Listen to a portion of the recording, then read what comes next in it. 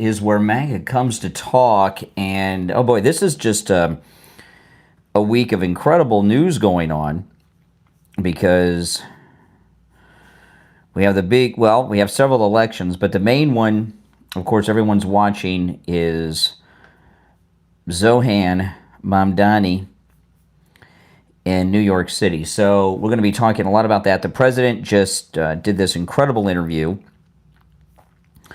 on 60 Minutes last night. I'm going to break that down. And we're going to go through everything and take your calls. All right.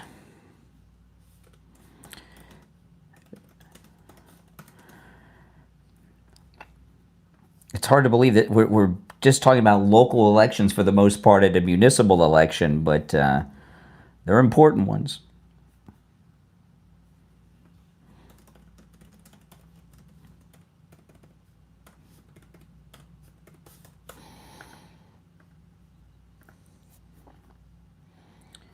Okay. Now, I just so you guys know, those of you that are regular watchers know, when you're watching me with the green screen behind me, where you see the green wall, you obviously have a green screen, right? So if you want to see and hear all the audio and video and things that I play, you need to go to my main stream, which I'm going to start in just a moment. And there's a link to my main live stream in the description. You click that link, it'll take you to my main YouTube live stream. There you can see and hear all the audio and video and images I show. I'm just going to start it in a minute, but I need to get organized first. One particular commercial I need. Hold on. Okay.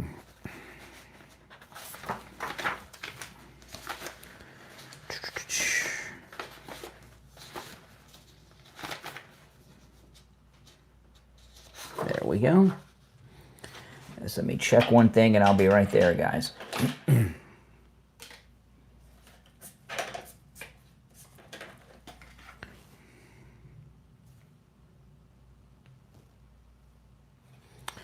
Okay. Sorry about that. We're going to start the mainstream now.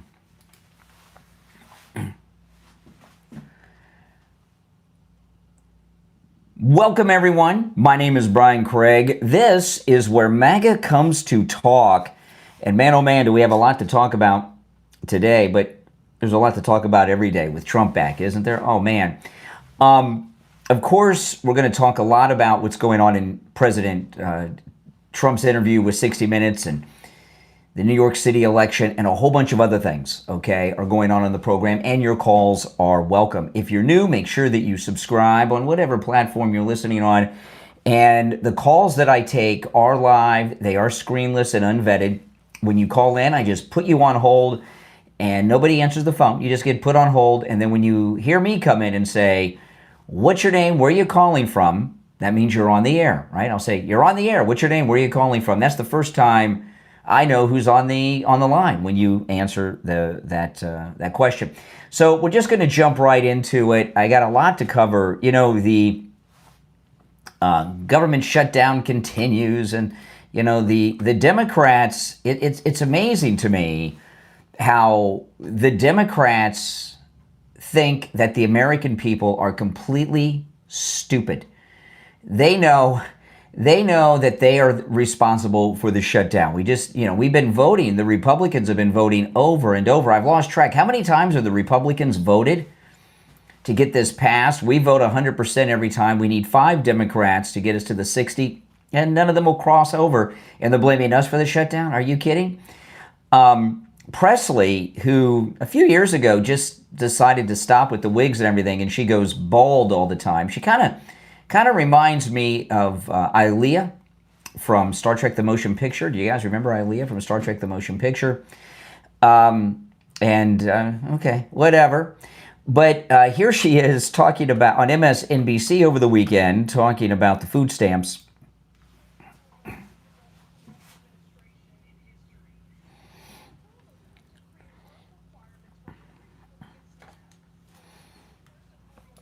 Okay, I'm forgetting about the most corrupt administration. That's so stupid. But Presley, like many Democrats, are always complaining about the work requirement to get the food stamps, the SNAP, the EBT, right?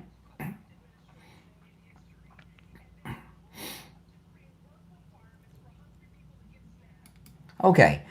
Now, some of you in this audience may have been born wealthy or with enough money where you don't have to worry. But you know, I have a work requirement to eat. I have a work requirement to eat, a work requirement to have electricity, a work requirement to have water, a work requirement to have a roof over my head. And by the way, provide all these things for my family. It's called working, like I'm doing right now. And I know most of you that are listening to my voice right now or watching me online, you have a work requirement to eat too. So why is it those that are receiving SNAP, EBT, food stamps, whatever they're calling it these days, why do Democrats think they shouldn't have a work requirement to eat? Right? I don't understand this. Now, President Trump was born without a work requirement. He was born wealthy. He was earning over $200,000 a year when he was 2 from his father's company. But he worked and he made himself a billionaire many times over and president. But most people aren't born into wealth like that. Bobby Kennedy, he was born without a work requirement because he's got that Kennedy Trust Fund. But how many of you that are watching me right now, how many of you have a work requirement to eat? So why should people that are receiving food stamps not have a work requirement too, if they are able to work? Now, I understand there are people out there that for whatever reason cannot work. Maybe they're elderly, maybe they're disabled. I mean, there's all kinds of reasons. But my guess is most people that are receiving food stamp benefits, EBT, SNAP, can do some type of work, right? Yeah. So I just don't get this. Why do they not have a work requirement? Like if I don't have money, how am I going to buy food? How am I going to pay for my house? My HOA would repossess my house faster than the bank if I didn't pay my HOA dues. My car would be repossessed. I have a work requirement to have a car. I've got to be able to make the payment, right? You know, I used to live, before I lived in this house, my wife and I had a condo. And in our HOA fees, the water was included. And when we first moved to this house, I missed paying the water bill because I just forgot. I had never had a water bill before, and I forgot. You know what happened? They turned it off. I had to pay it. So, you know, they'll actually shut the water coming into my house. I have a work requirement for water to come into my house. Holy smokes. But people that get EBT, they should not have a work requirement. Now again, I know there's some people out there that are elderly and disabled, right? Maybe confined to a wheelchair, like some of these wounded warriors I see on television. Maybe they don't have any arms or legs. I get that. But most of these SNAP people that I've seen online, they're able-bodied to work. They just don't want to. So can someone explain to me, and I'm serious about this, why people that receive EBT, Democrats believe, shouldn't have a work requirement, but I have a work requirement. And I know most everybody in this audience has a work requirement too. So these are things I just don't understand. The number, by the way, is toll free, 888-465-2631, 888-465-2631. If you're watching live, the toll-free call-in number is pinned in the live chat. It's toll-free no matter where you are tuned in from. So President Trump did this great interview on 60 Minutes. And now again, these lefties, they still tell you the economy's doing poorly. I don't know what world they're in. Here's President Trump. This was a great interview on 60 Minutes. I'm going to go through quite a bit of it today. We'll talk about it. But here's the president talking about the American economy.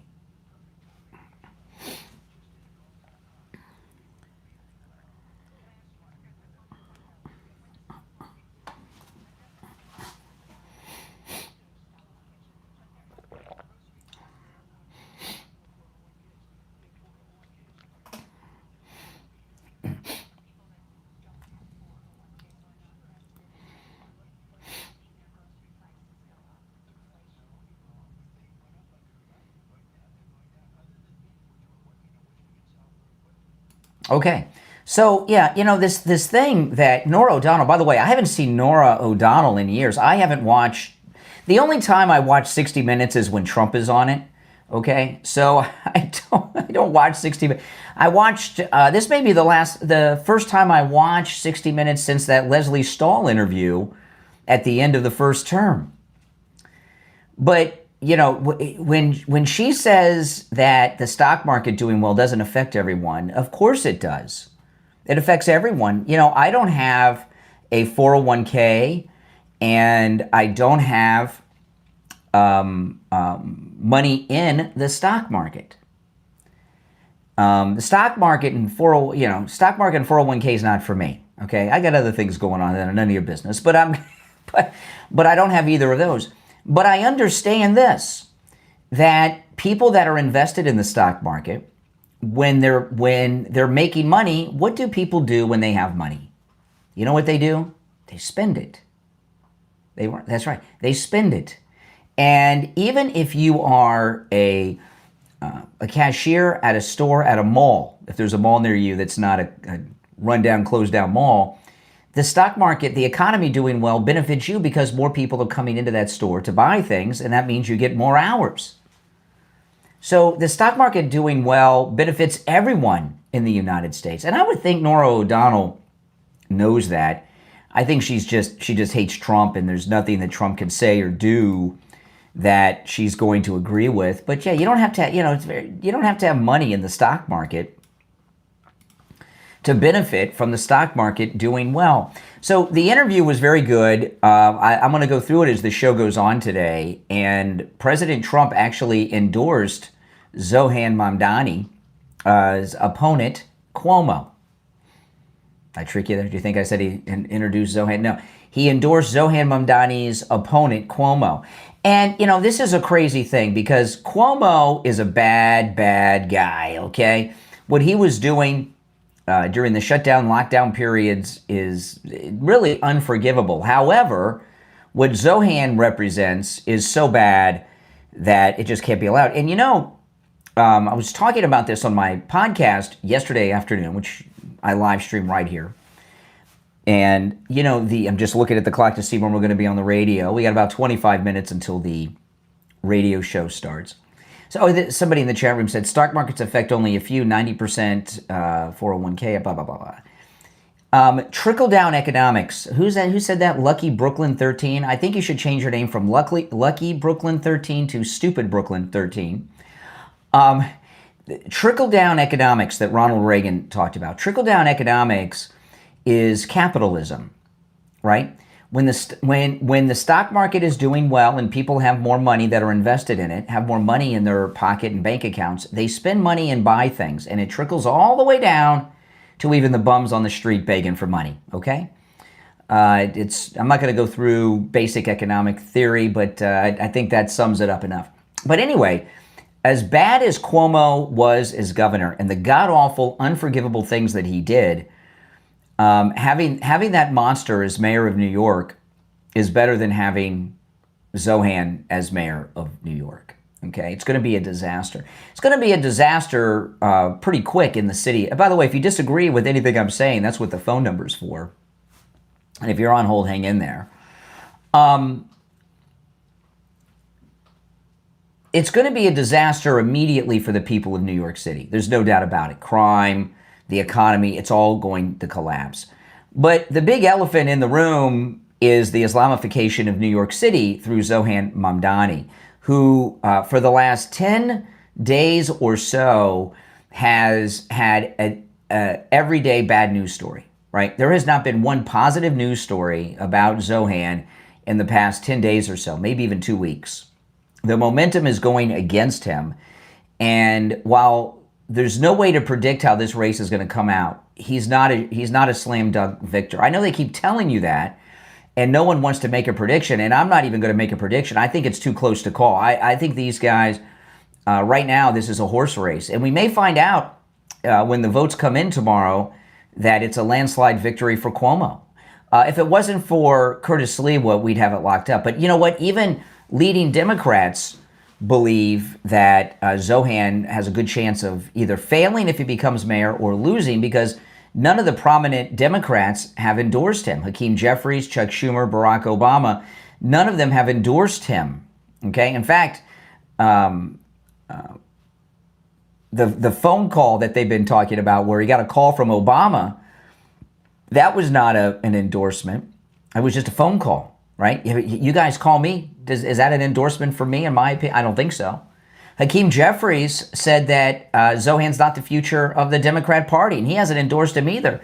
So here's a reporter on the street going up to Zohran and asking him about this thing with Hakeem Jeffries.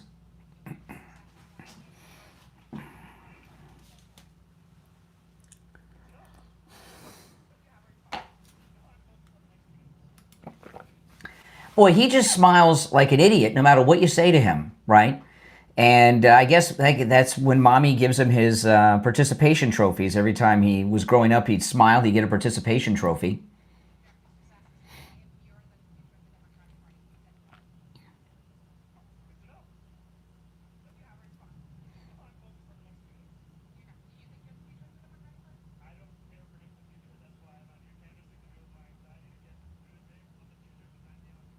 Wow, he's got anxiety. I've never heard a candidate say they have anxiety. See, didn't I tell you guys a week ago? I told you guys last Monday when the early voting started, they had record high early voting turnout throughout the entire early voting period, and 60% of the early voters were Gen X and baby boomers, 50 and above. And Zohran did a number of things after that, and I told you that you could tell he's having a panic attack, an anxiety attack. I even said anxiety attack. And here is Zohran confessing on the street somewhere in New York that he is dealing with anxiety. What a weakling. Why? Because he may not get his way. What kind of thing is that to say? If he can't handle this, how could he handle the stresses of being mayor? Listen.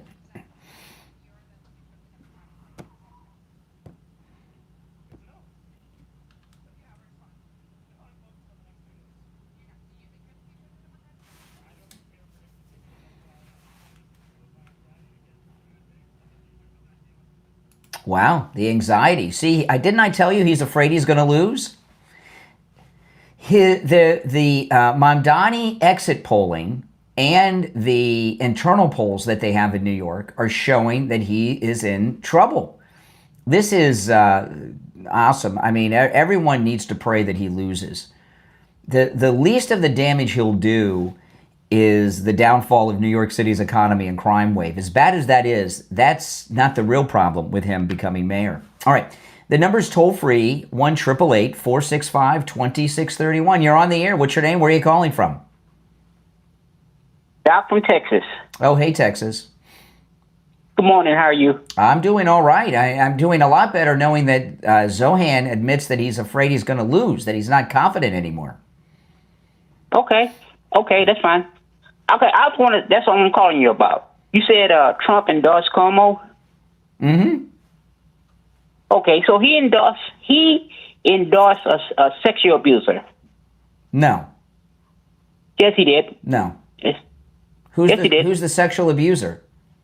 Cuomo. No, he didn't sexually abuse and anyone. No, he did. He did. I've got news for you. I understand that the way liberals have changed everything, hitting on a woman is not sexual abuse. Sexual abuse, sexual abuse, you know what that is. I don't have to tell you. Hitting on a woman, did you ever ask a girl out and get turned down? Oh, yeah. Okay, well, were you abusing her when you came on to her and she didn't want your advances? Nope. Well, then Cuomo didn't either. Oh, my goodness. Ugh. Boy, oh boy. Let me take a quick break, and we're welcoming some new sponsors on the program today. One of them here on the Brian Craig Show podcast of my YouTube channel is a great Etsy store that's run by some good conservatives. Here we go.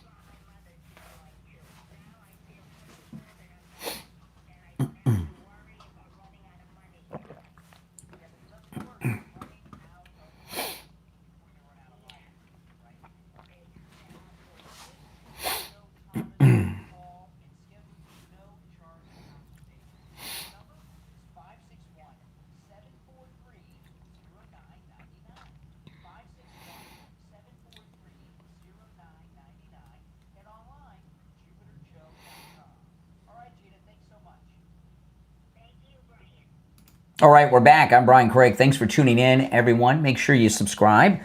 Let's take some more calls. The number's toll-free. It's pinned in the live chat, 888-465-2631. You're on the air. What's your name? Where are you calling from? Hi, my name is Caden. I'm from Erie, Pennsylvania, the good old purple state. How you doing tonight? It's the morning, 5:47 a.m. Even where you are, it's the morning. Yeah. It's the morning. I just woke up and saw your chat. Well, welcome. And I saw you say some pretty interesting things about Mamdani, and I'm just a little curious.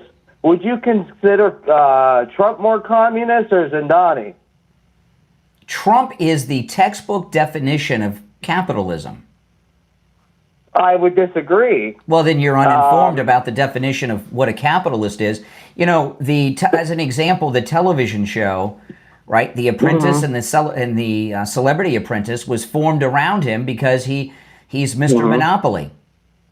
Give me an example give me an example of the communism of Trump, the multi-billionaire.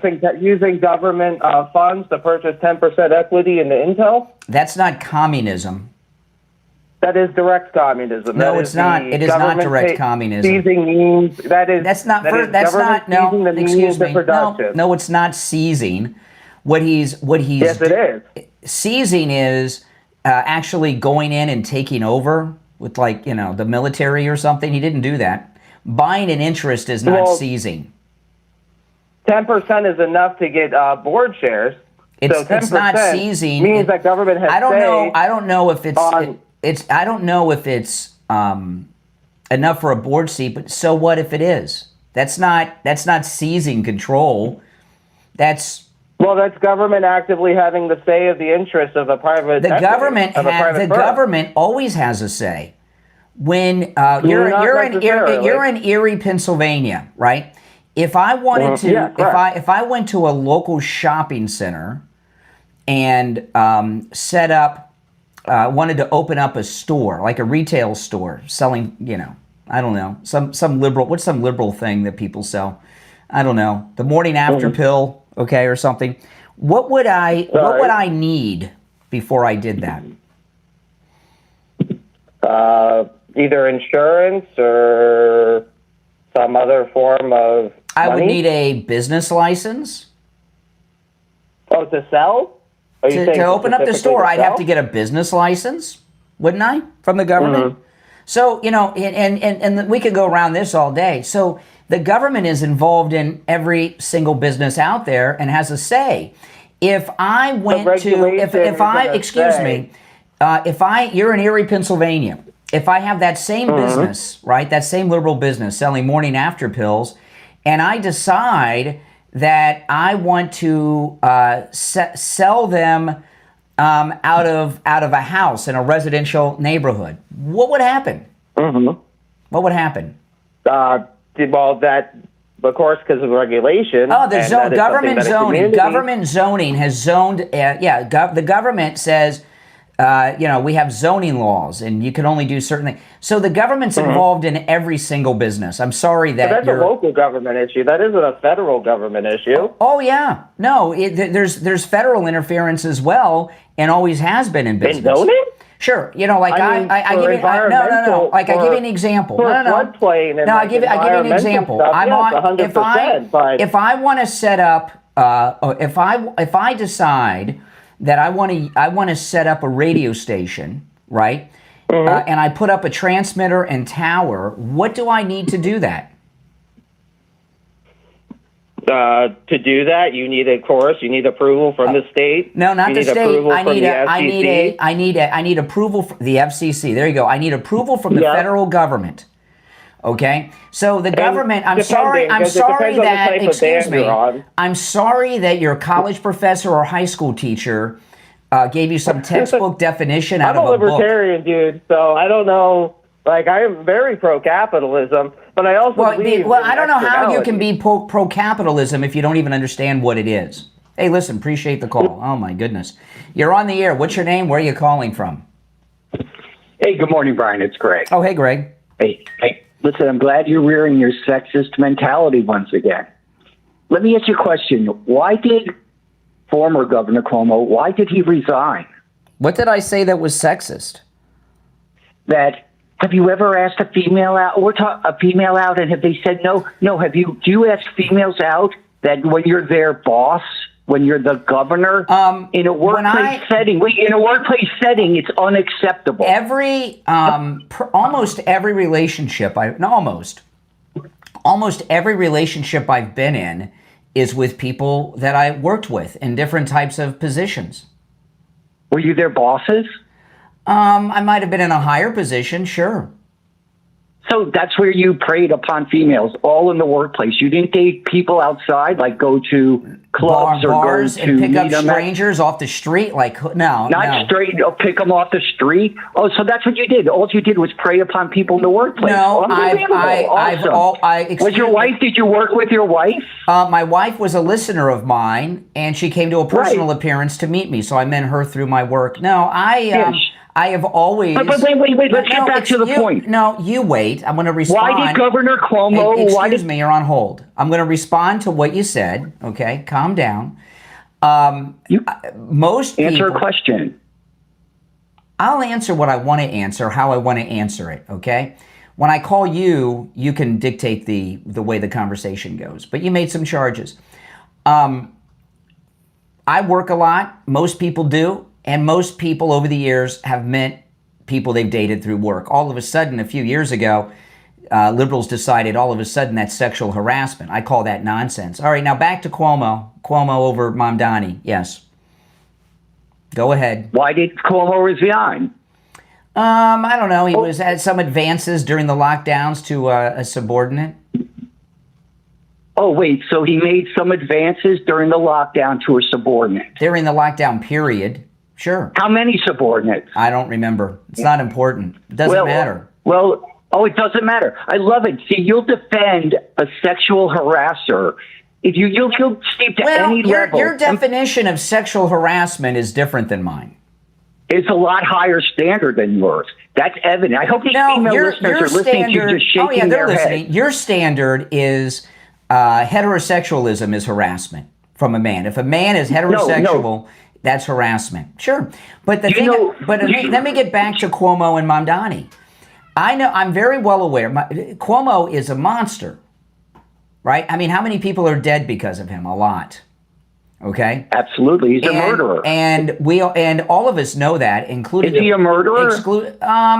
Maybe. Yeah, he may be. Maybe. Yeah, maybe. Yes or no? Can you answer the question? It's not yes or no. I'm not on the witness stand. So President Trump and all of us know about all these terrible things he did. So why do you think people like President Trump, who all are very well aware of what Cuomo was responsible for as governor during the lockdowns and everything, why do you think we want him to win over Mamdani? Why don't we want the Republican candidate? That's a question, not an answer. Well, the Republican candidate is a loser. You know what? Because we know the alternative politically is far worse. Not politically. No. Slow down. It's not politically far worse. Mamdani becoming mayor could be the beginning of the end of Western civilization as we know it. That's why. You want to talk about hyperbole and an overstatement that's going to end Western civilization? Are you kidding me, Brian? The Islamification of the most important city in the world, the most important city in this country, could be the beginning of Islamification of the West totally. Yeah, absolutely. Oh, so now we have to all worry about the United States falling down. Correct. And breaking apart because of one mayoral election. This isn't the mayor. You know what? What are they? Excuse me. This guy is not running for the mayor of Tamarack or Margate. He's running for mayor of New York City. Look at England. It's fallen because London fell. Oh, hold on. Go ahead, Greg. You put me on hold, so we really can't have a dialogue. You won't stop talking. Okay, all right. Well, listen, your statement that we have to worry about the downfall of Western civilization due to one mayor. By the way, New York City has overcome worse mayors, terrible mayors in the past. But those mayors were Americans. He is an American. His mother says he's not. She gave an interview. She said he's not an American. I'm sure you've seen it. Where was he born? Where was he born? Africa. Where? Uganda. And where did he go to school? New York City, private school, $60,000 a year private school. There you go. You have something against private schools? No, I'm not talking about schools. His mother in an interview said that he's not an American. Hey, Greg, I got to run, but no one knows a boy better than his mom. Anybody know what that's from? You're on the air. What's your name? Where are you calling from? This is Mike from Louisiana. Hey, Michael. You know, I'm looking at that clip of Mamdani. You know, I'd love to have a body language expert look at him now versus 3 weeks ago when everything seemed to be going well for him. Mm-hmm. You know, think about it. You look at him. Yeah, he's bowing his head because the reporter is shorter than him. But again, look at how tight he looks. Look at how his shoulders are slumping down. He's freaking out. And he's panicking. Whereas 3 weeks ago, he was confidence almost bordering on arrogance. That's right. You know. That's right. You know, so his body language is really poor. You know, right I gotta run because I meant to play this before I started the show. I gotta listen to this audio that I want to play. I'm gonna play it here on YouTube, but I gotta listen to it before I play it on the radio to make sure there's no bad language that I can't play on the radio. But you're welcome to call back later, not in 10 minutes, but later in the show you can call back. Okay, so it's like cut you short. It's good for you guys now, but this is Nick Sorter. He interviewed this guy on the subway in New York about Mamdani. I just want to make sure there's no F-bombs.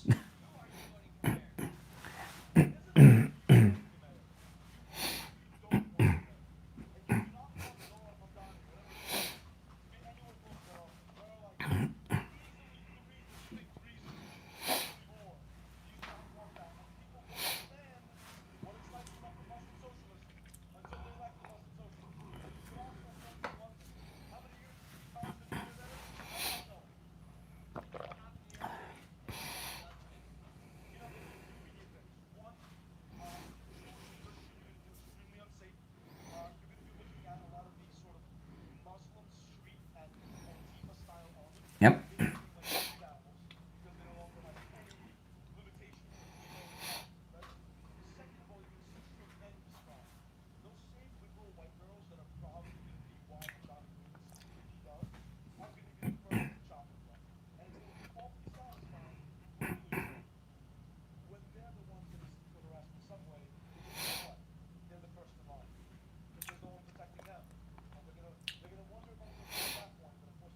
Too late.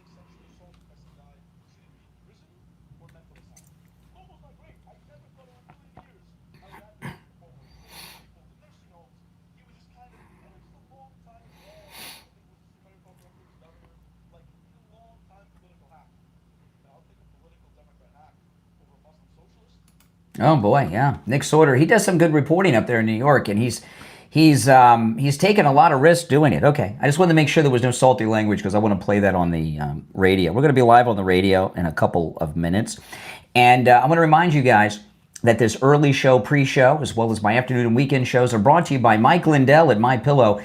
So make sure that you go to MyPillow.com, do your Christmas shopping with my promo code KANE at checkout, K-A-N-E.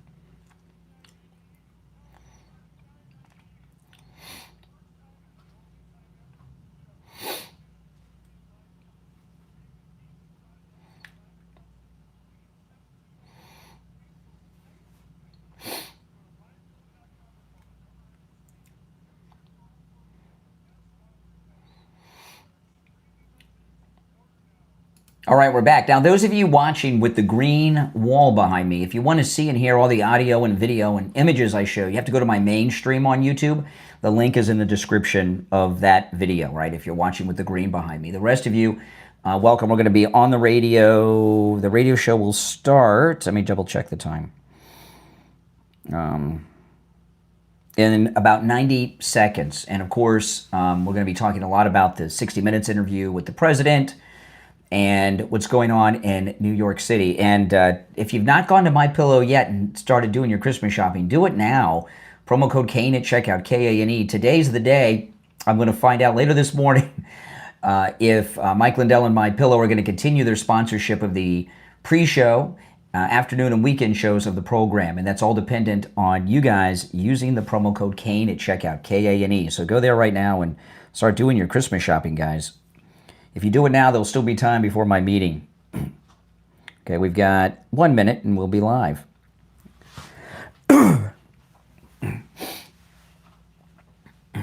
Well, thank you very much. Thank you very much, guys. And when we start on the radio in about 45 seconds, excuse me, guys, I've got to do an open, do some recapping of what I've talked about here, and I'll start bringing into the new things. If you're on hold, hang in there, and if you want to call in, the number is pinned in the live stream, 888-465-2631, 888-465-2631.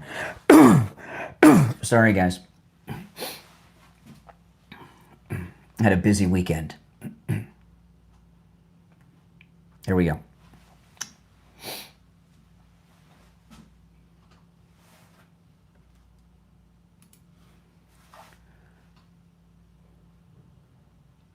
Welcome to the program, everyone. My name is Brian Craig. You are listening to Florida's longest running radio show, The Steve Kane Show, on the radio since 1977, celebrating 49 years on the radio. Welcome, one and all. We've got a lot to cover.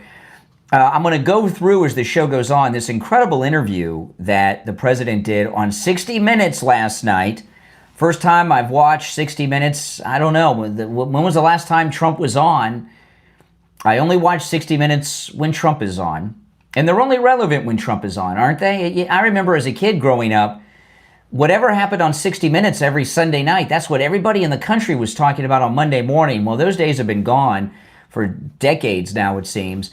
And I tune in, like I think most people do, when Trump's on. So we're going to go through that. And just to give you a sneak peek, President Trump endorsed Governor Cuomo for mayor over Mamdani. And we're going to talk about all of that and a whole bunch more on the program today. I'm going to go through some of the clips of that and other things. Things are not going well for Mamdani the day before the mayor's race. So before we get to that, I want to share something with you unrelated and get your opinion on this. Over the weekend, I went to Halloween Horror Nights at Universal Orlando with my daughter. And I had an experience at Halloween Horror Nights that was really frightening. And it'll seem so minor, I think, to a lot of people, but I don't think it is. And hopefully this problem that I encountered is being reversed by President Trump. So if you've ever been to Halloween Horror Nights, you know what a great time it is. Oh, man. And I'm with my daughter and her friend. We're having a great time. And I had to go to the men's room. And I didn't know where the men's room was. I'm walking around, I'm looking for them. I told my daughter, I said, I'll be right back. I'm going to go look for a men's room. I can't find a men's room. And I see a security guard. The security guard is a native-born white American guy. Okay, and he's between the ages of 25 and 27 years old. And I go up to him and say, hey, can you tell me where the men's room is? A simple question, right? How many times, guys, have you asked someone where the men's room is, where you've been in your life? I never really thought about it until this happened. So I go up to this guy. He's 25 to 27, white, native-born American, right? Fluent, born English-speaking American. So I said, hey, can you tell me where the men's room is? And he says, huh? I said the men's room, and he didn't say anything at first. And then he says, do you mean the restroom? I said, yeah. And he pointed to where it was and gave me directions. He did not know what I meant when I said, where's the men's room? I'm not kidding. In fact, I have two YouTube channels. One where I do all the politics and everything, and then another one where I do vlogging. And I made a whole video at Halloween Horror Nights. It's on my other YouTube channel. It's called Main Street Moments on YouTube, guys. Main Street Moments on YouTube. And right as it happened, I put it on film. I talked about it and documented it, and it's there on YouTube. And he did not know. Now, he knows now, but he didn't know what the men's room was. Do you mean the restroom? And that got me thinking, how much damage with all this gender stuff have they actually done to young men? Again, he's between 25 and 27, where they've taken gender out of everything, including the men's room where the urinals are. And I wonder how widespread this problem is, and what other areas of our society have they infiltrated, and what parts of common standard American English have been compromised. Now, I know a lot of you are probably saying, hey, Brian, come on, you're being ridiculous. I don't think so. There's the men's room and there's the ladies' room. At least that's what I had growing up, and he didn't even know what it meant.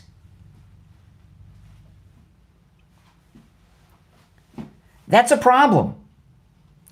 While I got a lot of things to talk about on the program today, that's pretty important. That's cultural. It's very important cultural in our society that they're changing things like that on that kind of level. It's pretty scary, and I feel bad for this guy because he obviously doesn't know. Can women go in the men's room? It's very strange. Very strange. So they don't put genders. He wasn't even aware of genders being assigned to the restrooms, as he calls them. And I think that's a problem. Especially when I'm talking to a young man, 25, 27, I think that he doesn't even know what being a man is. And he really had no idea what I was asking for. None. Zero. Pretty scary stuff. All right, your thoughts on that certainly are welcome, but I'm going to get into the main topics of the news, but you're welcome when you call in to share your opinion on that as well. Pretty scary, huh? Oh my goodness. Mamdani is in trouble in New York. For the last, hold on, we'll play that soundbite in a minute. But the trouble for Mamdani began from the moment he posted that photograph of himself with that imam terrorist, the one who's an unindicted co-conspirator from the 1993 World Trade Center bombing. And since that happened, there has not been a single day that there has not been a story against Mamdani that was damaging to him in the news. He's had at least 9 days, maybe 2 full weeks of momentum going in Governor Cuomo's direction. And everything we see shows that momentum is in Cuomo's direction. I want to play this one clip. This is Mamdani yesterday on CNN. CNN caught him in the streets of New York. And, yesterday what they were talking, he hasn't gotten any endorsements from the big Democrat leaders. Obama didn't endorse him. Schumer didn't endorse him. Hakeem Jeffries not only did not endorse him, but Hakeem Jeffries said Zohran Mamdani is not the future of the Democrat Party. So the CNN reporter caught Mamdani in the streets of New York yesterday. Listen.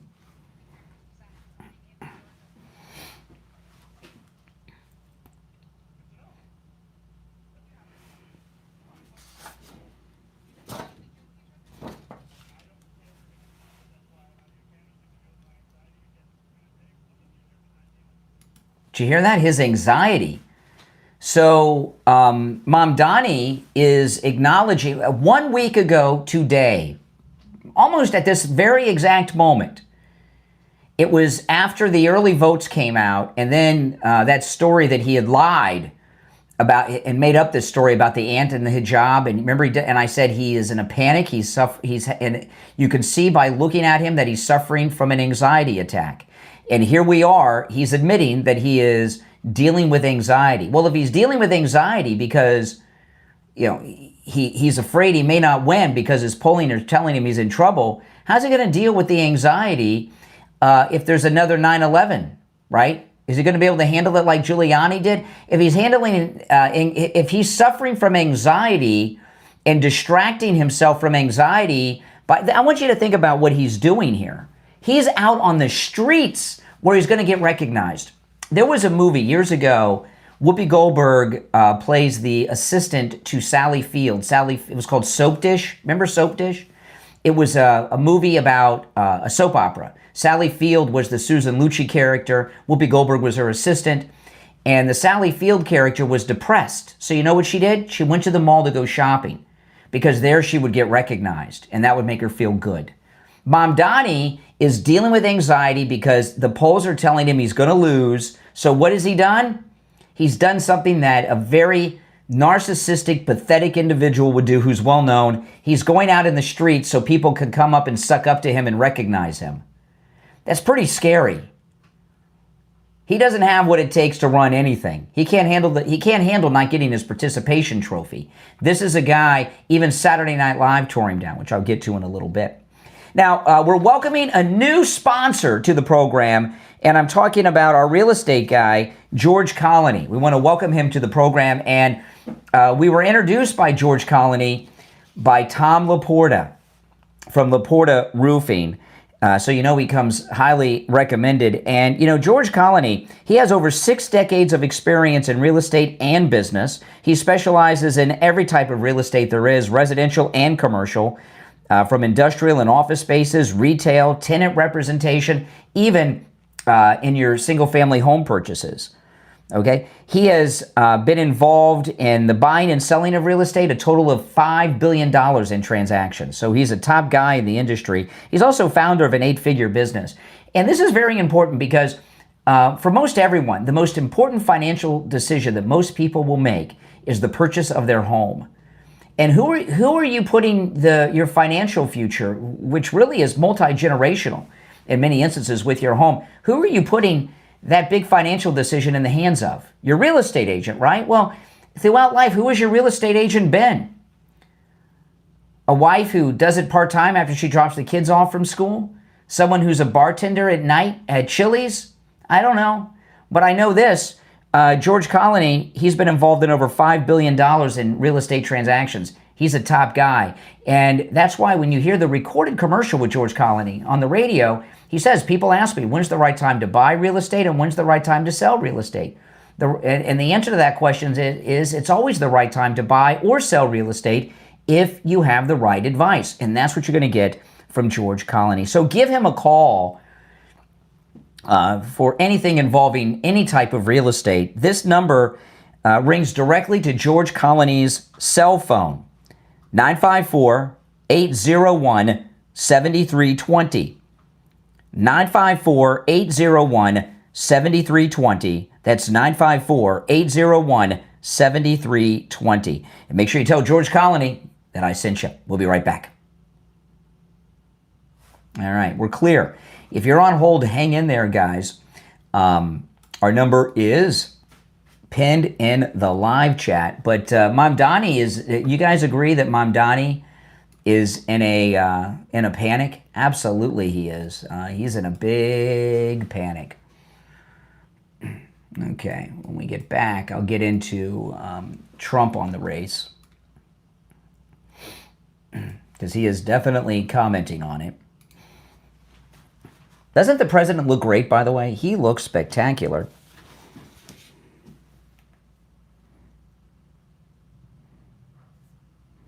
Okay, we'll be back in just a couple of minutes, guys. If you're on hold, hang in there.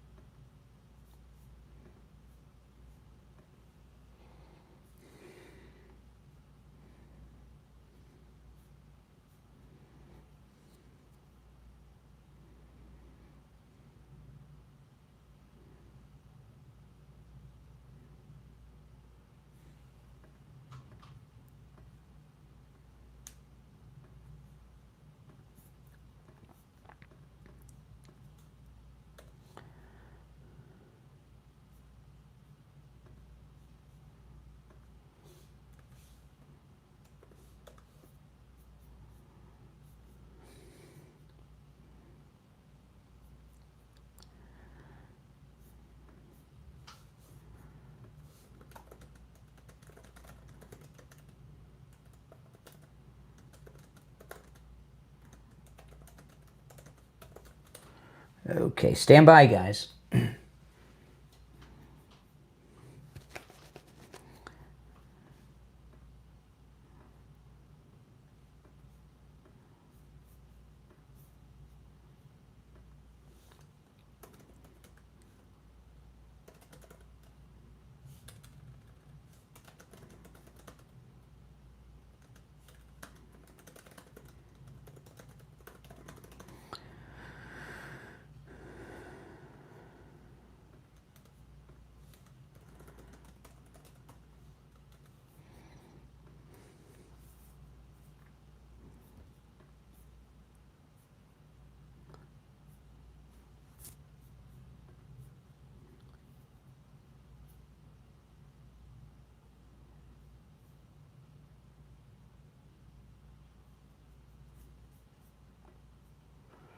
Okay. Hold on, everyone. Where are we? Okay. We'll be back in 1 minute.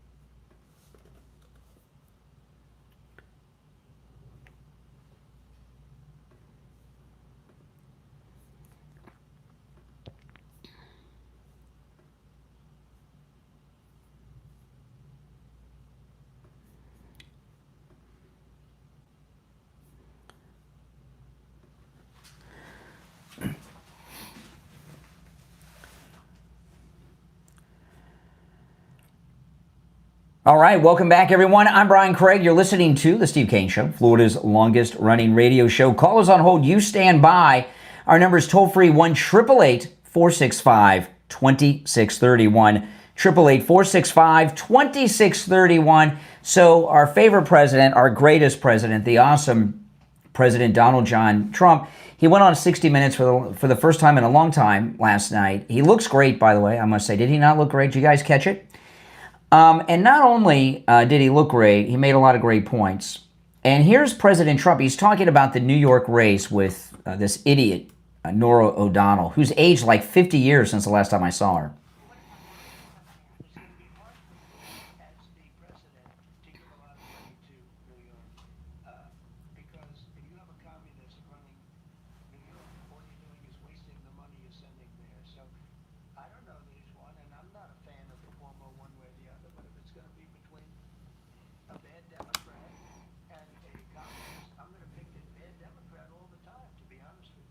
Yeah, you know, this is the thing with Mamdani. We are all well aware of what a terrible person Cuomo is. We all know this. And this is not an endorsement of anything about Cuomo, other than he's not Mamdani. How many times in your life have you heard someone say, I'm going to vote for the lesser of two evils? I never liked that expression. But in this instance, it is true. They're both evil. And Cuomo has done a lot of very evil things. Mamdani hasn't done anything yet. In fact, he hasn't done anything in his life, right? Except get his own way from mommy and daddy and smile a lot. But what he represents in the future is far more devastating and evil than even what Cuomo did. And so far as all those lives that were lost because of Cuomo, and which makes him a truly evil man, that's a small number of lives that will be lost if Mamdani becomes the mayor of New York City. Because Mamdani becoming the mayor of the most important city in the world. There's no city in the world more important than New York City. To have a radical Muslim who hangs out with terrorists, because that unindicted co-conspirator from the 93 Trade Center bombing, that's terrorist. Okay. and all the things that he's promising to do. Can you imagine the things he's planning on doing that he hasn't talked about? More lives will be lost over the course of time. So believe me, we are all well aware of the evils of Cuomo, and this doesn't change any of that. But he's less dangerous than what Mamdani represents. That's how bad Mamdani is. And these liberals in the media, they know. They know. And they just don't have the guts to say it. But this interview with the president on 60 Minutes was spectacular. Oh, this is President Trump talking about running again in 2028.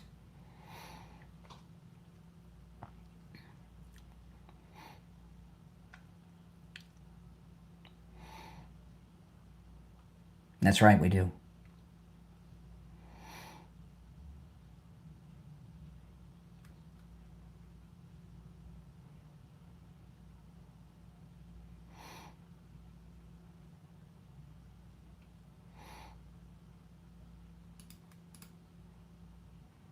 Okay, so you know what Norah O'Donnell's problem is, one of her big problems?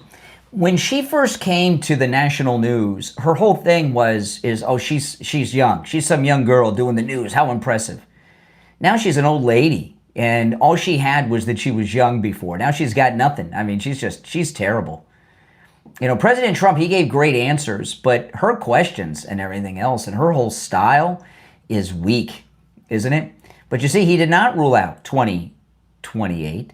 It's still very much on the table. And you can see, her asking about it, it panics these leftists. Just the idea that President Trump may run again in 2028, whether or not it's going to happen or not, whether or not the Constitution can be changed or not, the very idea of it has them in a panic.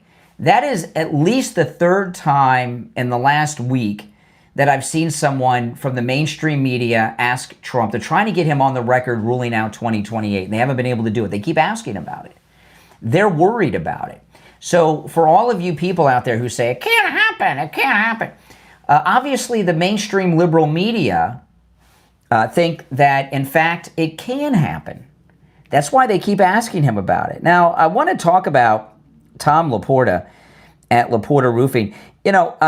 We've gotten very lucky that we have not gotten a hurricane here in South Florida this hurricane season, right? Oh, man, I tell you, hurricanes are rough and they suck, and you don't want to go through one. But I'll tell you, we've been getting a lot of rains and everything. If you have a wet spot on your ceiling, you've got a leak in your roof. You want to take care of that. Your roof is more important than to your house than you realize, and it's important every day of the year to be safe, secure, and leak-free. With Steve's situation, he had a wet, we talk a lot about that wet spot on your ceiling. The way that came to be is because of Steve. Steve had a wet spot on his ceiling, and he ignored it. It was a little tiny wet spot, a little tiny thing about the size of a quarter when he first saw it. And then it started getting the size of $50, and then other wet spots started appearing. And I remember going over to Steve's house, and it smelled like mold, right? And there were buckets all over the place capturing the water. It wasn't even raining. And there was water dripping down because it had poured on top of his insulation in his attic. And that's how we found Tom Laporta at Laporta Roofing. And Steve had to not only get a whole new roof because it was ignored, that first leak. He may have just needed a simple repair if he had called Tom Laporta when he saw that first wet spot. But he ignored it. There was so much damage done, he needed a whole new roof. But that leak in the roof had caused all kinds of problems. The water pulling up had been soaked up by the drywall. 40% of Steve's drywall was infected with that deadly black mold. So he had to get 40% of the drywall in his home replaced. There were a whole bunch of other problems too. And all of that could have been avoided if he would have called Tom Laporta when he saw that first wet spot on the ceiling. Tom Laporta will never sell you a roof you do not need. If you need a simple repair, he will do it. And he works on every type of structure, residential, commercial, and municipal. Works with every type of roofing material, and he can handle the job of any size, whether it's one single family home one apartment building, one office building, or an HOA with over 400 units. He can handle it. He covers both the east and west coast of Florida and everywhere in between.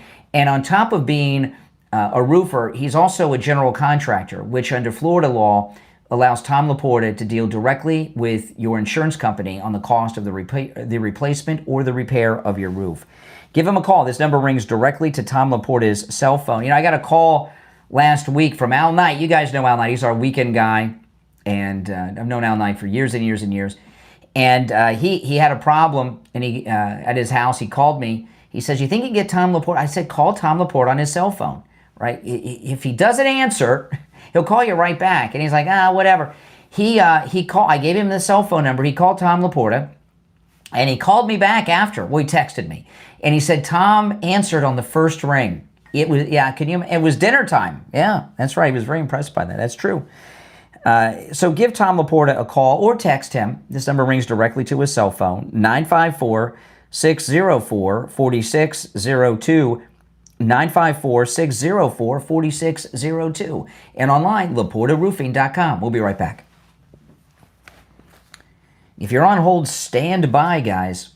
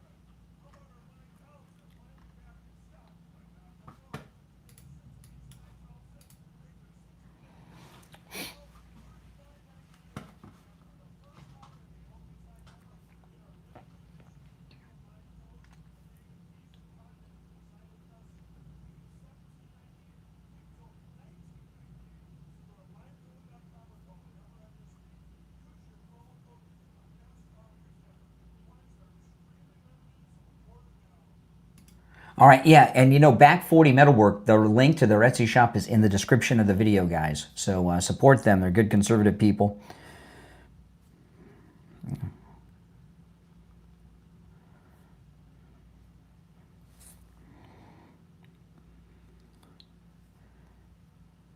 Okay. Just figuring out where I'm going to go when we get back. Okay.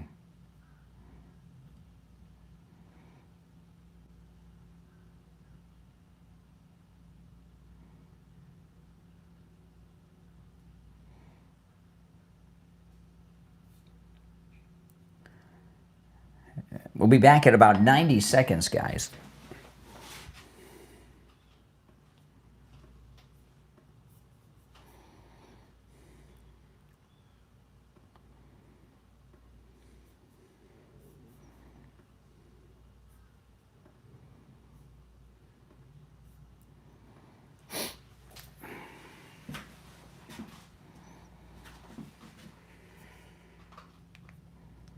One minute, we'll be back.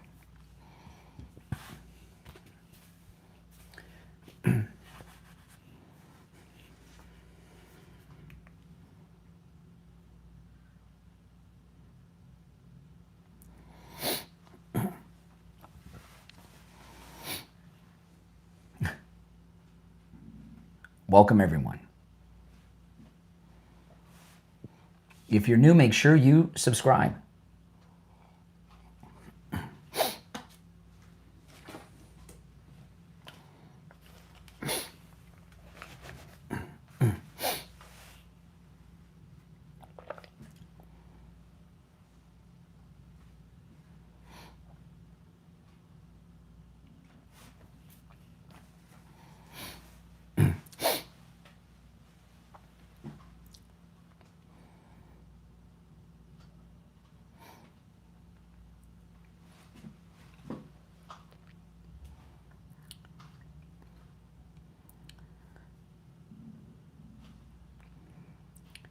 Welcome back, everyone. I'm Brian. You're listening to the Steve Kane Show, Florida's longest running radio show. I'm going to get back to the important stuff in the national news and the mayor's race in a bit. We have so much to cover today.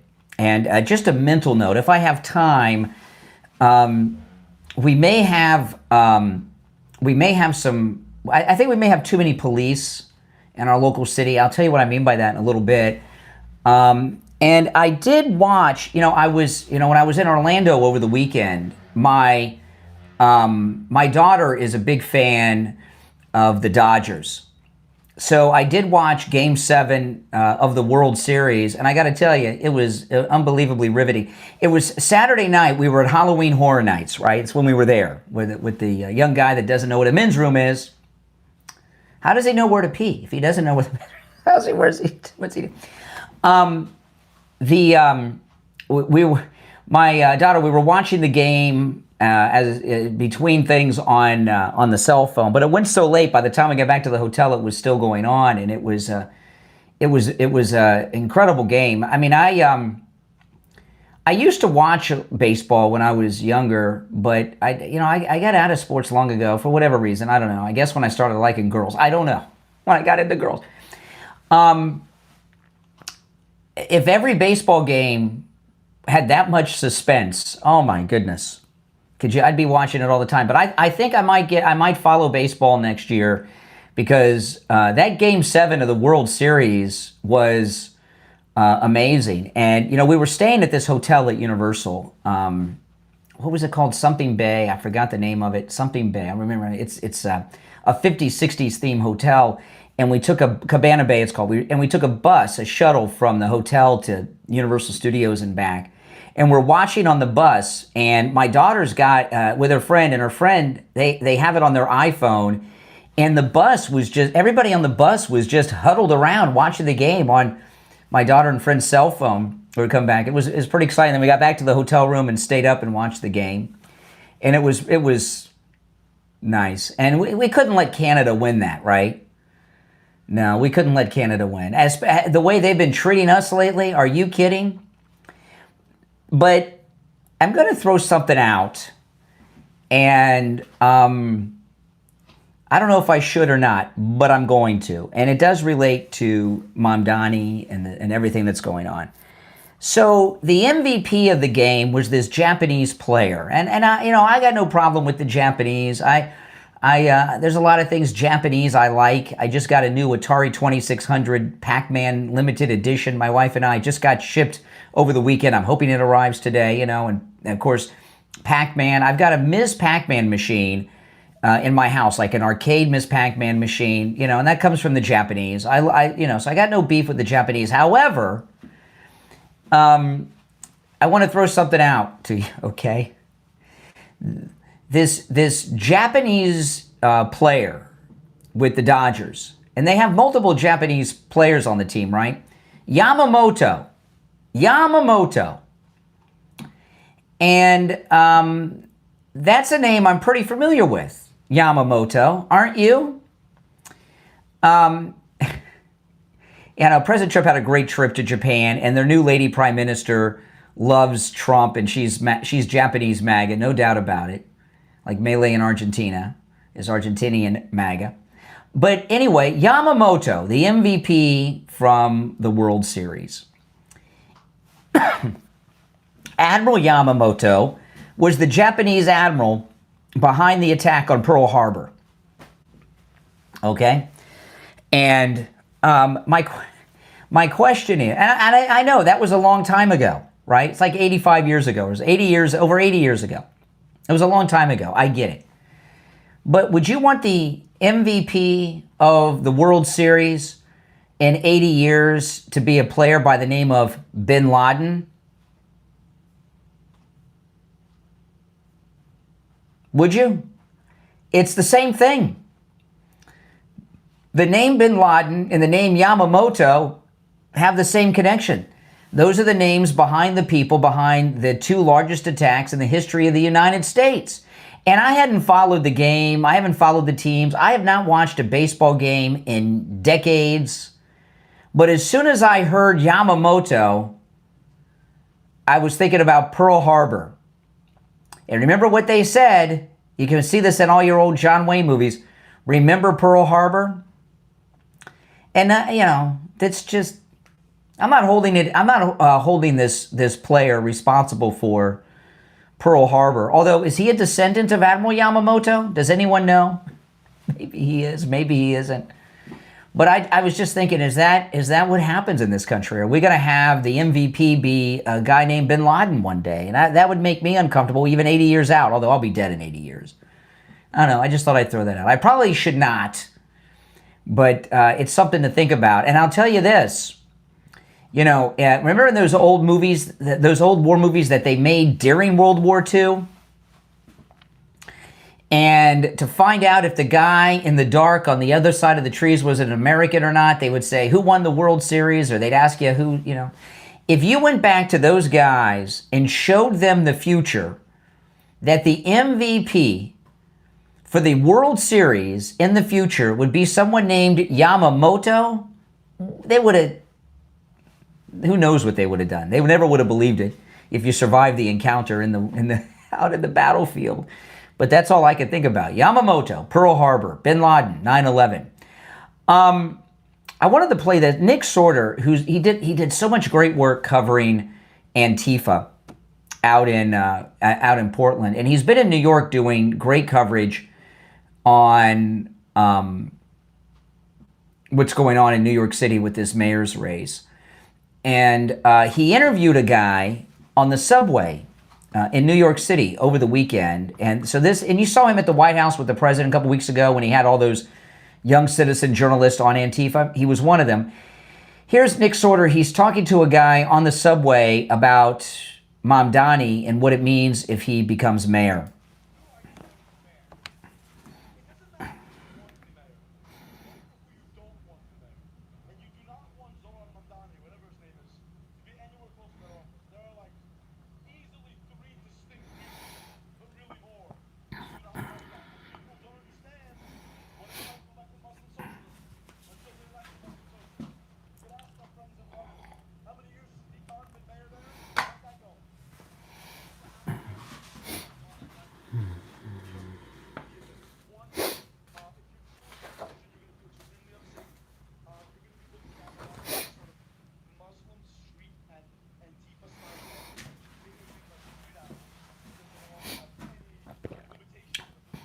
Yeah.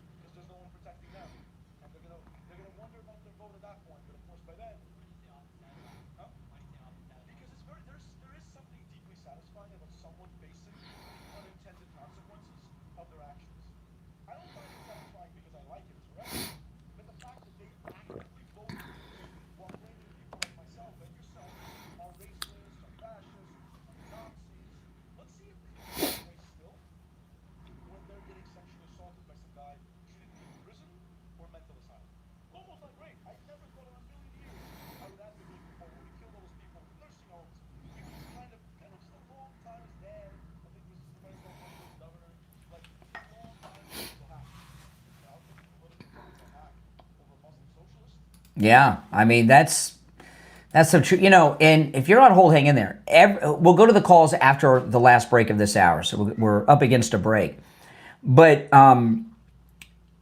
everything is going against Mamdani. This is not a slam dunk. This is a race that's too close to call. We'll talk more about that as the program goes on. Call is on hold. You stand by. I want to talk to you all about our 10th annual MAGA Cruise is coming up in March. We are in November. Our MAGA Cruise is coming up, and I am very excited about our MAGA Cruise. I got to tell you, we're going to have a great time. You are all invited. This is going to be our best one yet. We have our largest group yet, but we have this 2019 pricing, and that is as true as it gets. I mean, this is incredibly low pricing that Ian from Cruise and Travel Depot was able to lock in. Very soon, the holiday specials are going to start to be announced by the cruise line. When that does, our 2019 pricing disappears. So you need to make your reservation now. Call Ian at Cruise and Travel Depot and join us on our 10th annual MAGA Cruise, 561-244-5779. If you get his voicemail, leave your name and number. He will call you back. Okay. Also, if you're coming in from out of town, Ian can help you with airfare, hotel stay if you're going to stay early or stay late, and also your transportation to the cruise line from either the airport or your hotel. Give him a call, 561-244-5779. 561-244-5779. We'll be right back. Oh, yeah. Great dinner. Great food. We just have a great time. This is this is a couple of cruises ago, this video. Oh, man. What a great cruise that was. Dessert. Look at me just chilling out in the morning, having my coffee. And, yeah, call in. You're all welcome to join us. We have so much fun. You're going to just have a blast. You really, truly are. And like I said, if you get his, that's the Martini bar. That's my favorite bar on the ship. If you call him and you get his voicemail, leave your name and number. He will call you back, 561-244-5779. If you're on hold, stand by. You know, Yamamoto, he planned and led the attack on Pearl Harbor. Just, I don't know, just that was just on my mind when I saw that. I'm a history guy, so I guess that's where my mind tends to go. We'll be back in a couple minutes, guys. If you're on hold, hang in there. I will go to the phones when we get back. Okay, hang in there.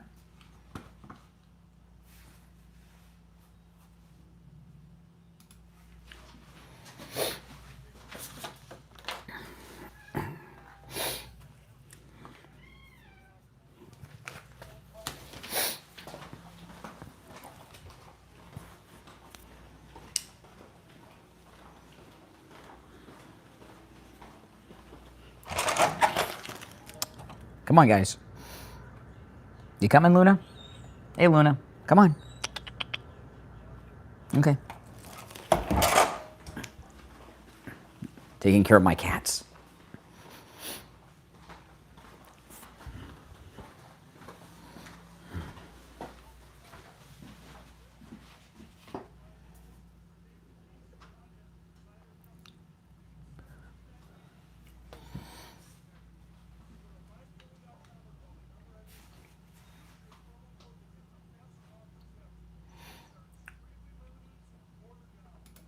All right, we'll be back shortly, guys.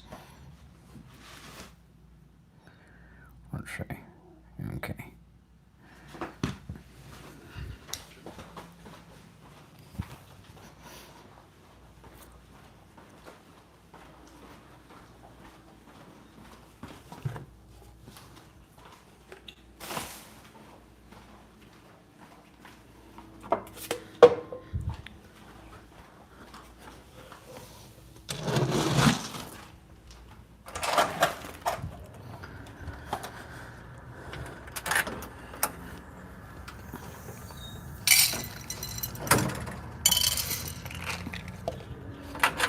I'm feeding cats during the break.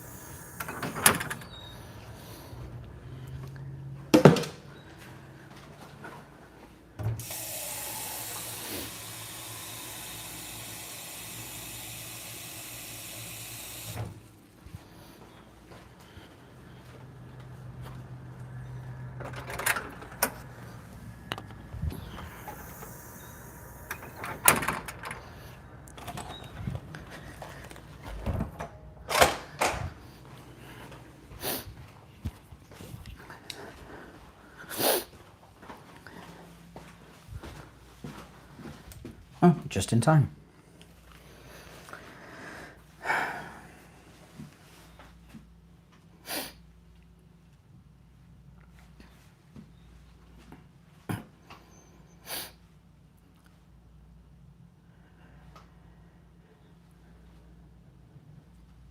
All right, welcome back, everyone. I'm Brian Craig. You're listening to The Steve Kane Show, Florida's longest-running radio show. To the phones we go. You're on the air. What's your name? Where are you calling from? Hello? Yeah, you're on the air. Hi, this is Paul from Florida. Hey, Paul. What's on your mind? If when Eric Adams was the mayor, there were a lot of night flights coming in. If Mamdani gets in, there's going to be night flights coming from who knows where, and you just never know what type of people what you're saying is right on the money. What's going to happen if Mamdani becomes the mayor, and by the way, by his own admission, he's in a panic. He's afraid he's going to lose.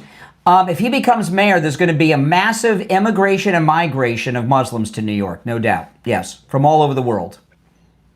Correct, and they will not bat an eye when it comes to dying for their faith. So I'd say everybody in the administration needs to have the most top security. Well, let me tell you about listen, out of all of the immigrants that come to America, the Muslim immigrants, they come to, it's not just the United States, wherever they immigrate to, England, other parts of Europe, or the United States, they don't assimilate to the cultures where they move. They demand that the country they move to assimilate to their culture. That's right. Yeah. Correct. And that's the problem. Yes, that's it. Yeah. They said years ago that I heard they said they're going to dominate the world, and I think the people in our government, they haven't kicked them out yet. But okay, I appreciate the call. I heard it the first time. You're on the air. What's your name? Where are you calling from? Good morning, Conservative Doug. Hey, Doug. Man, this has been a very aggravating weekend. First of all, this Mamdani character. All you have to do in politics today, apparently, is just lie and say, "I'll give everything for free," this, that, and you get a following, and people want to vote for you. You get this bum. Then we're going to have Cuomo in there, most likely. Yep. Terrible. Then you get Harrison Ford saying all these nasty things about the president. I can't stand it. Now I can never watch another Harrison Ford movie. And then you got the damn rhinos taking away the tariffs on, I think it was Brazil. Well, this thing about Harrison Ford. Okay, this thing about Harrison Ford. If you remember, Harrison Ford was one of several celebrities that made endorsement videos of Kamala Harris. Yeah. Okay. And I was wondering if those I don't know, but I talked about this at the time, and I was wondering if they were being paid for those endorsements. Who was the big singer that got paid millions of dollars to do a couple-minute stage appearance?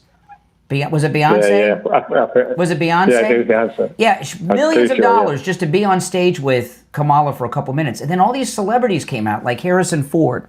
And if you've noticed, over the past few years, Harrison Ford, who once earned $20 million a movie, back in the days of Air Force One and stuff, he's been making garbage. He did that Indiana Jones movie, which is an embarrassment to a man who's had a great career. He is a supporting actor on a television show on Apple TV now to a unknown, unfunny actor. And I've mentioned this a few times in relations to this. Celebrities don't get paid residuals anymore. They used to. They used to. No, the actors don't have residual deals for the streaming services. Hollywood finally found a way around it. So you're seeing a lot of actors like Harrison Ford who all of a sudden they're not getting residual money.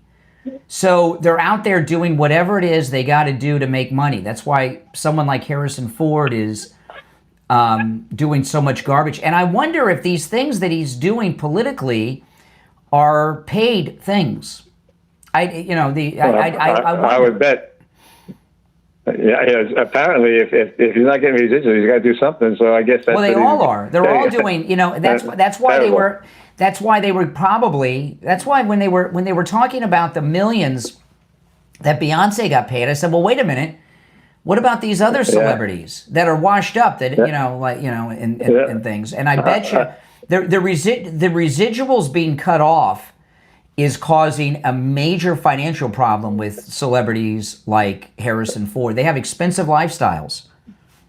Yeah, and I guess the point is that he figures he can turn off half the country because nobody's listening to him anyway. So I guess it'll take whatever. Give me a buck and I'll do what you want. If that's what they've done, I don't know. It should be investigated because endorsements that you're being paid for and not sharing, I think that's a crime.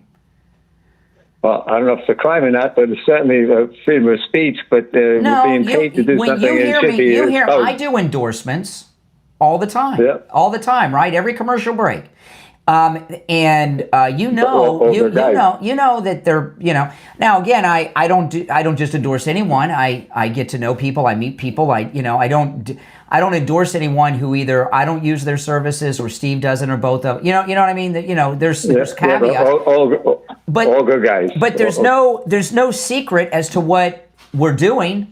You understand what I mean? I'm not trying to make it. I'm not trying to make it sound like, oh, this guy's a great guy. So when you're doing a paid endorsement, I think you're required when it's political to let it be known. I always thought that was the case. I would like that. That'd be great, but unfortunately, I guess that's not the way it's going to be because then everybody will be saying, oh, freedom of speech, you have to do this, you can't do that. But if that's what he's doing, he's a sad state, man. The guy, I just really like his movies. It's bad enough we lost Mark Hamill, we lost Luke Skywalker, now we lost Han to the dark side. Yeah, and then you got the damn rhinos stabbing President Trump in the back, doing everything they can. I'm hoping that in the midterms we'll get rid of a lot of them because, I mean, the tariffs are working, everything's doing great, and they're taking tariffs away. And that Van Paul, that idiot, making talking points to the Democrats, saying, "Oh, he's a jerk. He's a jerk." Rand Paul's even against taking out the cartel boats. I think we've had 15 or 17 strikes. Hey, appreciate the call, Doug. Some good points were made. You're on the air. What's your name? Where are you calling from? Yeah, good morning. Good morning. Hey, Richie. To you. I heard you talk about Yamamoto, the pitcher. Yamamoto? I don't care what his name is. The guy, that was the greatest. It was amazing. I never seen anything like it. That game was so exciting. Next season, I'm gonna follow. I think I'll probably follow the Dodgers. I like the Dodgers. I can't watch baseball too much because I see all these millionaires and it makes me sick. I mean, they're not even. I mean, the game has changed a little bit. They went back to the old rules. During the season, they got crazy rules that apply. It's not the same in the World Series. Yeah.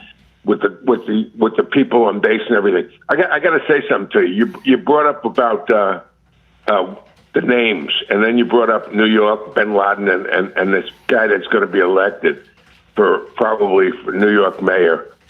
And I'm in shock because as you were running around with Emily and her friend at Universal Studios having a great time, you were probably running away from, and because I've been there during Halloween Horror Nights, it's a rush when you see these guys with the chainsaws coming after you. Yeah. They still got that? Yeah. Can you imagine in England, the same night you were getting chased around, 2 terrorists on a train stabbing people? I saw it. And then it happened 9 hours later in another city, and I see there's a guy that's in England that's selling stab-proof Cavalier vests. Crazy. I mean, and not bulletproof. Brian, this is a trailer, a coming attraction to what's coming to America. You're right, and I'll tell you this thing in England. Here you got King Charles so concerned about his brother's titles. Who gives a crap? I mean, he's so far down. Who cares? They should be focused on this. And I remember there was I can't remember which incident this was. It was this was like 10 years ago or so. It was either the Ariana Grande bombing. Remember that bombing at her concert? Yeah. Or it was the other terrorist attack, the one on the bridge in London. I can't remember which one this was. It was one of those two. Yeah, the stabbings on the bridge. And I'm watching Sky News, and Fox News is carrying Sky News, and Sky News interviews this guy who's got the teeth of Freddie Mercury. and he's a British he's an Englishman, and he's being interviewed about the attack, and he's wearing a scarf that has that Arafat pattern on it. You know what I'm talking about? And I talked about it on the air at the time, and I reference it from time to time on the show. When I saw that, I said, England's gone. When Muslim garb like that is being worn as common fashion by a traditional Englishman, they're done. And now here we are years later. It was a knife attack in Dearborn, Michigan, just a couple of days ago. Yeah, and in Dearborn, they're naming a street after a Palestinian guy, and they got a Muslim mayor. They got a Muslim mayor in Dearborn. Yeah, coming attractions, folks. Watch what's happening in New York because it's coming to your city. And that the stabbing last night, not on a train. The other one was in a little village town. Yeah, they're all over the place, and Jews in England are leaving. They can't stay in England or France because they're victims. They're being stabbed. You can't wear anything that says you're Jewish. It's ridiculous. Yeah. No, you're right. I mean, how can politicians? All right, listen. I'm out of time, Richie. I got a break. But good points. Everything you said is spot on. If you're on hold, hang in there. It's the Steve Kane Show, Florida's longest running radio show. We're going to take our break for the top of the hour. Come back with your calls. My name is Brian Craig. Stand by. Back after this break. In fact, let me pull this audio up.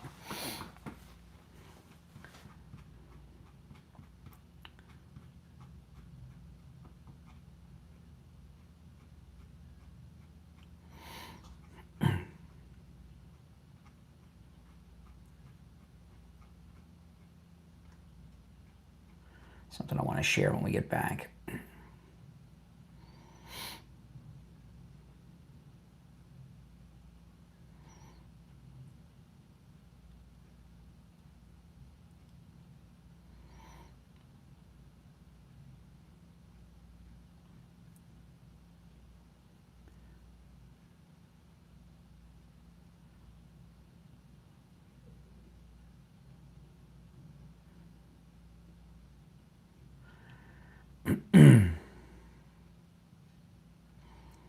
A piece of audio. Oh, here it is.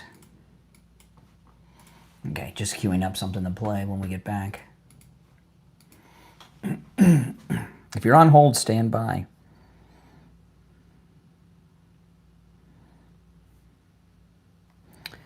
Okay, we'll be back in a couple of minutes, guys. And hey, don't forget, I got my big My Pillow meeting today. They're going to let me know if they're going to continue the sponsorship. So go to mypillow.com and use our promo code Kane at checkout, Kane, and start doing your Christmas shopping.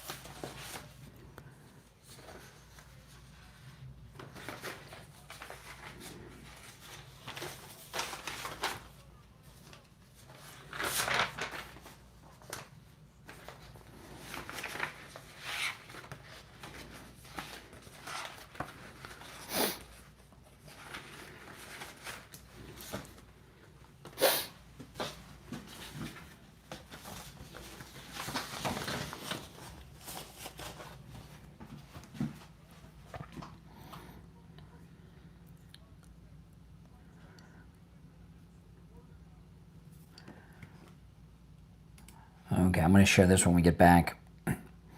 This is in relation to what Richie was talking about.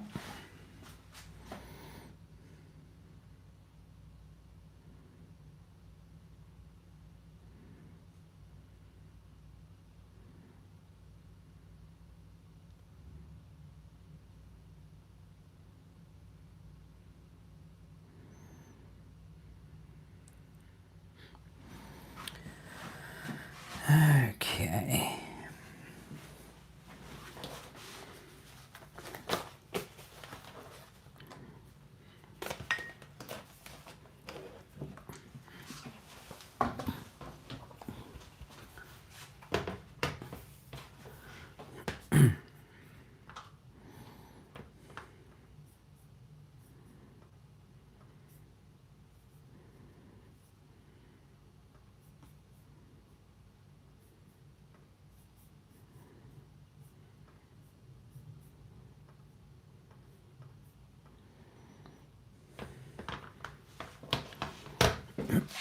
1 minute. We'll be back, guys.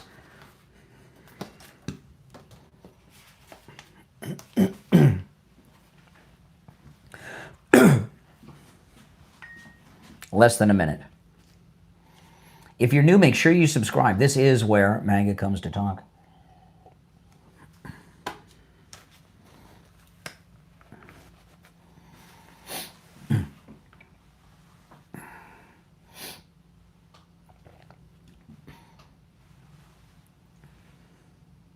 Cracking my knees.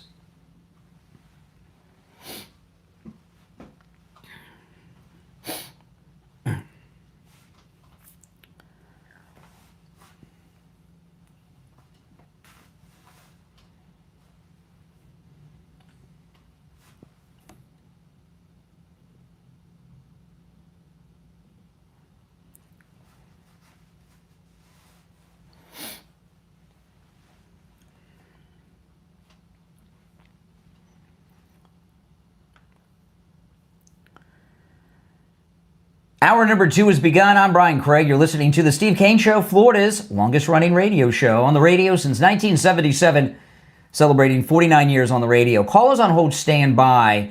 I want to play this. This is a follow-up to Richie's call about the future of New York. This is a city council meeting from September 9th in Dearborn, Michigan. They have a Muslim mayor, and the city council is about to pass a local ordinance renaming a street after a well, let me get the name right. I want to get that. I can't remember the name.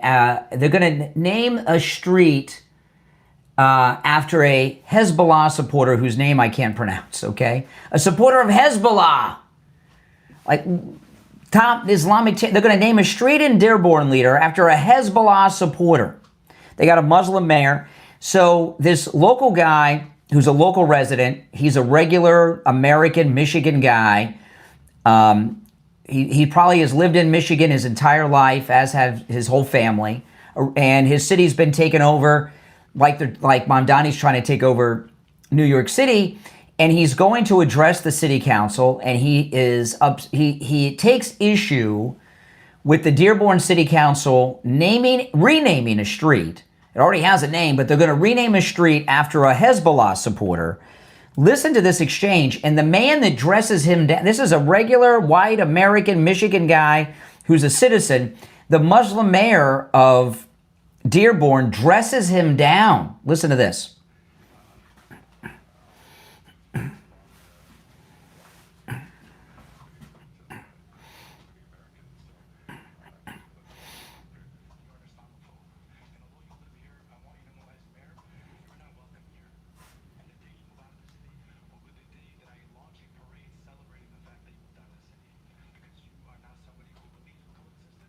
Wow. That's the mayor of Dearborn. His name, let me get his name. This is Mayor Abdullah Hamoud. He's the mayor of Dearborn. Guy doesn't want a street named after a Hezbollah terrorist supporter. And he's the problem. He wants this lifelong Michigan guy out of Michigan. This is our Michigan now. My goodness. Coming to New York City. You're on the air. What's your name? Where are you calling from? Hello? Yeah, you're on the air. What's your name? Where are you calling from? Oh, I'm calling from Arizona, dude. All right, dude. What's up, man? What's up, Brian? Is it fine if I call you Brian? That's my name. Nice. I'm Zane. Nice to meet you. What's your name? Zane. Zane. Okay, Zane. Okay. What's up, Zane? Yeah, like Zane Grey or Billy Zane? Okay.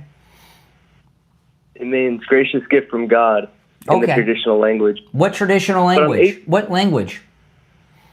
I think it's Greek, if I'm not mistaken. My family's Greek. Yeah. Oh, really? That's interesting. Yeah. I'm calling because, like, I don't know, I'm young. I'm 18. Yeah. I feel like I've a lot of perspective into this whole political debate. I feel like I rest in a pretty represented, population of people, young, white, don't really see a lot of love from the whole politics area. Yeah. Well, that's insane. You're calling me from Arizona, right? Yeah. That's where Turning Point USA is based out of. That's an organization I know. just for you. Yeah, no. Charlie Kirk was, one of my role models, actually. Awesome. And then he got, hated. And that kind of hit me directly. So I'm starting to get more and more into this whole politics area. And I'm just noticing there's a lot of diversity and a lot of, like, I would hate to say it, but I feel like there's a whole lot of, like, polarity, right? Like, a lot of people view the other side not as a mirror of what they could, like, learn from, but instead as, like, they try to, like, demonize them and, like, just try to point every single finger at each other that they possibly can, Who's the they? You got to be more specific. These are like vague generalities you're throwing out. Well, I mean, I feel like generalities are the best way to go, because if you think about politics more as a spectrum instead of like a choice, right? Then you get the truth of the whole, right? Like, if you throw as many darts as you can and at a dartboard, or your accuracy might be all over the place, but where you throw the most darts is going to be the truth of where your aim is, right? Mm-hmm. And I feel like the spectrum of, politics, it's too, are you right or are you left? I feel like most people find themselves in the middle. But well, that's where Donald Trump is. Donald Trump is in the middle. Yes, but Donald Trump also waged a war in Brazil, or not waged a war, I would say, but these kind of what war did Donald Trump wage? I misspoke. I didn't mean to say like war, but he's ended trying wars. to intervene. Huh? He's ended wars, not begun them. Right. Yeah. He's ended wars, but wherever we tend to step our foot, 5 major companies, tend to make millions of dollars of profit, and these aren't, United States-based companies. These are big oil companies. I don't know what you're talking about. What is Trump done that you would take issue with? He's very moderate, very middle. People don't realize that, but he is. No. Trump, in my opinion, is a great president. Well, that's who you should vote for when you grow up and you vote in a presidential election, which you've not done yet. Are you in college yet? Are you in college yet? No, I'm working as an electrician, and I'm going to study how to become an electrical engineer. Stay in the electricity business. You'll do better as an electrician than you'll do with some useless college degree. But if you want to be an engineer, that's good too. Yeah, it's just because I want to pay for college on my own dime, That's smart. That's what I did. I did that. That's how I paid my way through college. It took me a long time, but that's the way you want to do it. How was that experience for you, if you don't mind me asking? Well, I never had any student loan debt. Really? Right? No, if you pay for it yourself. I paid for it myself as I went. Sometimes I would take one class. Sometimes I'd skip a semester. And then I graduated, I got my degree, and I don't have any student loan debt. It's awesome. Even, did that feel like an $80,000, $120,000 degree, or was it like something minor? Like I have a bachelor's degree with a double major in history and education. I don't know how much it cost me. It wasn't cheap, but I don't know how much it cost me. But it cost, I didn't keep track. I was in school so long, But yeah. Well, I think that Americans as a whole should, deflect from the belief that we need to be so inclusive and, so caregiving to everyone. Well, listen, I'm gonna run, but you're being a little too generic for me. But anyway, welcome to the show, and we'll talk again sometime. If you're on hold, hang in there. I want to go through a couple of things, and then I'll get into some things I haven't touched on yet. We are in an incredible time right now, and this government shutdown with the SNAP benefits is one of those incredible times. I want to play this for you. I played this on the pre-show. Presley was on MS-13BC over the weekend, and she was talking about the food stamp SNAP benefit people. Listen.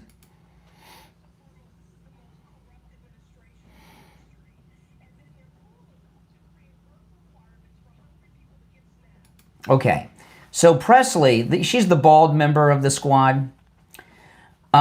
She said that it's what did she? Let me get her exact words. I don't want to misquote this bald-headed lady.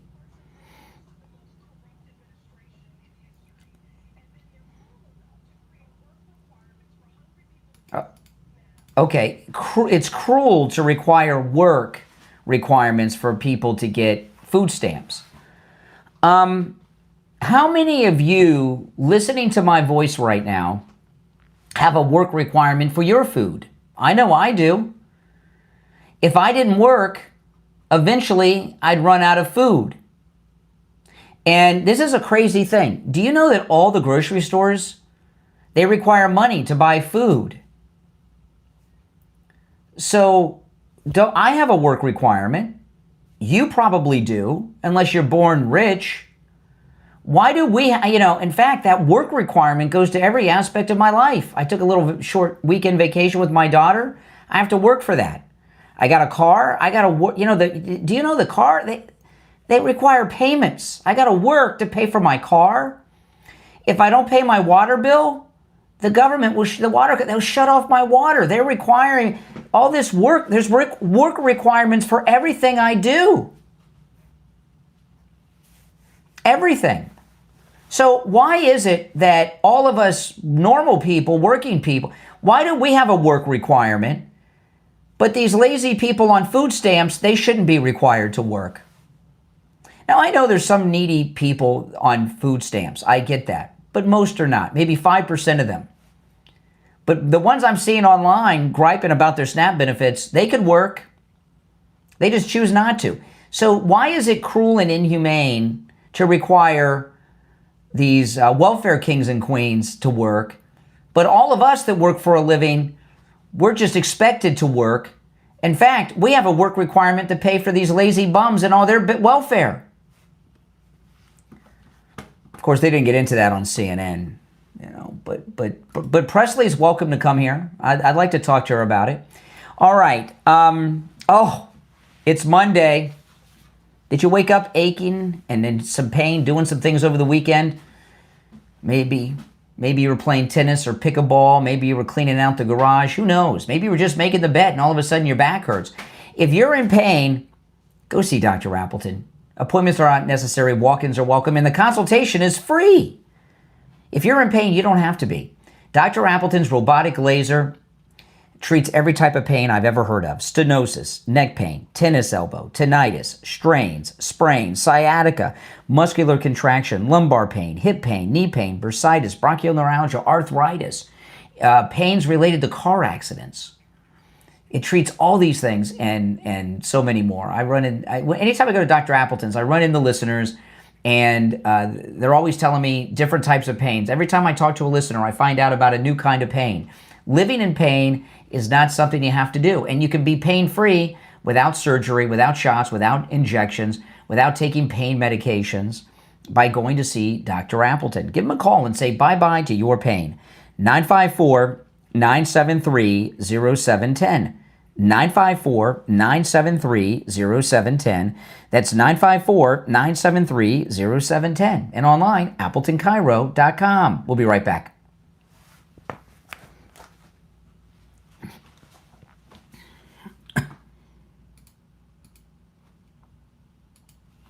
Okay.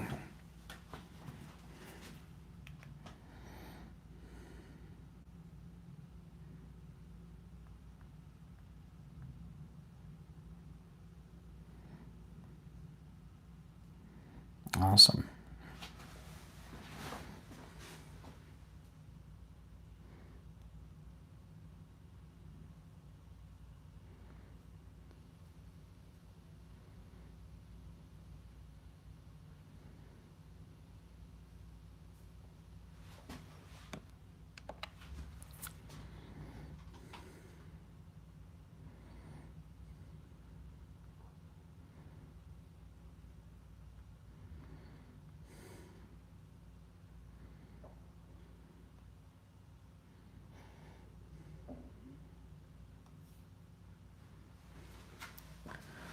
Okay, we will be back in a couple of minutes.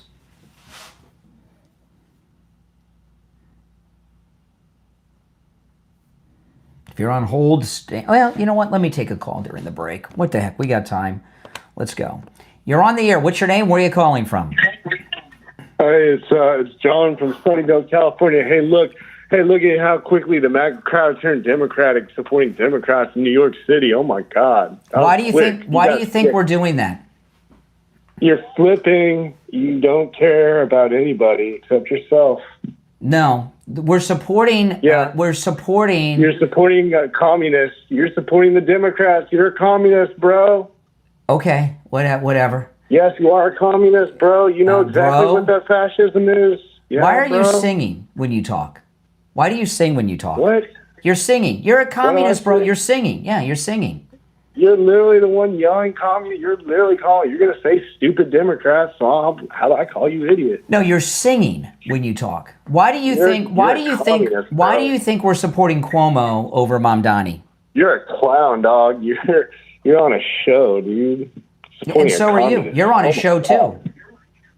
You're supporting communism. What communism am I supporting? Look at the MAGA crowd. Oh my God, the biggest communists out there. Who's the biggest communist? Donald Trump. What about Donald Trump as communist? Everything, apparently. Well, pick up his biggest communist thing. What's his most communist thing that he's doing? Seizing the means of production, looks like. What means of production has he seized? Look at you. What means? Oh, now he's Beavis and Butthead.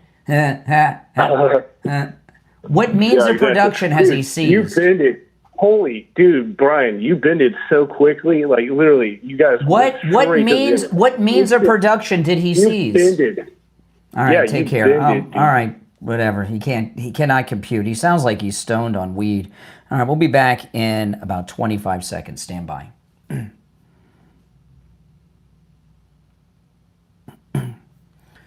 Oh, boy.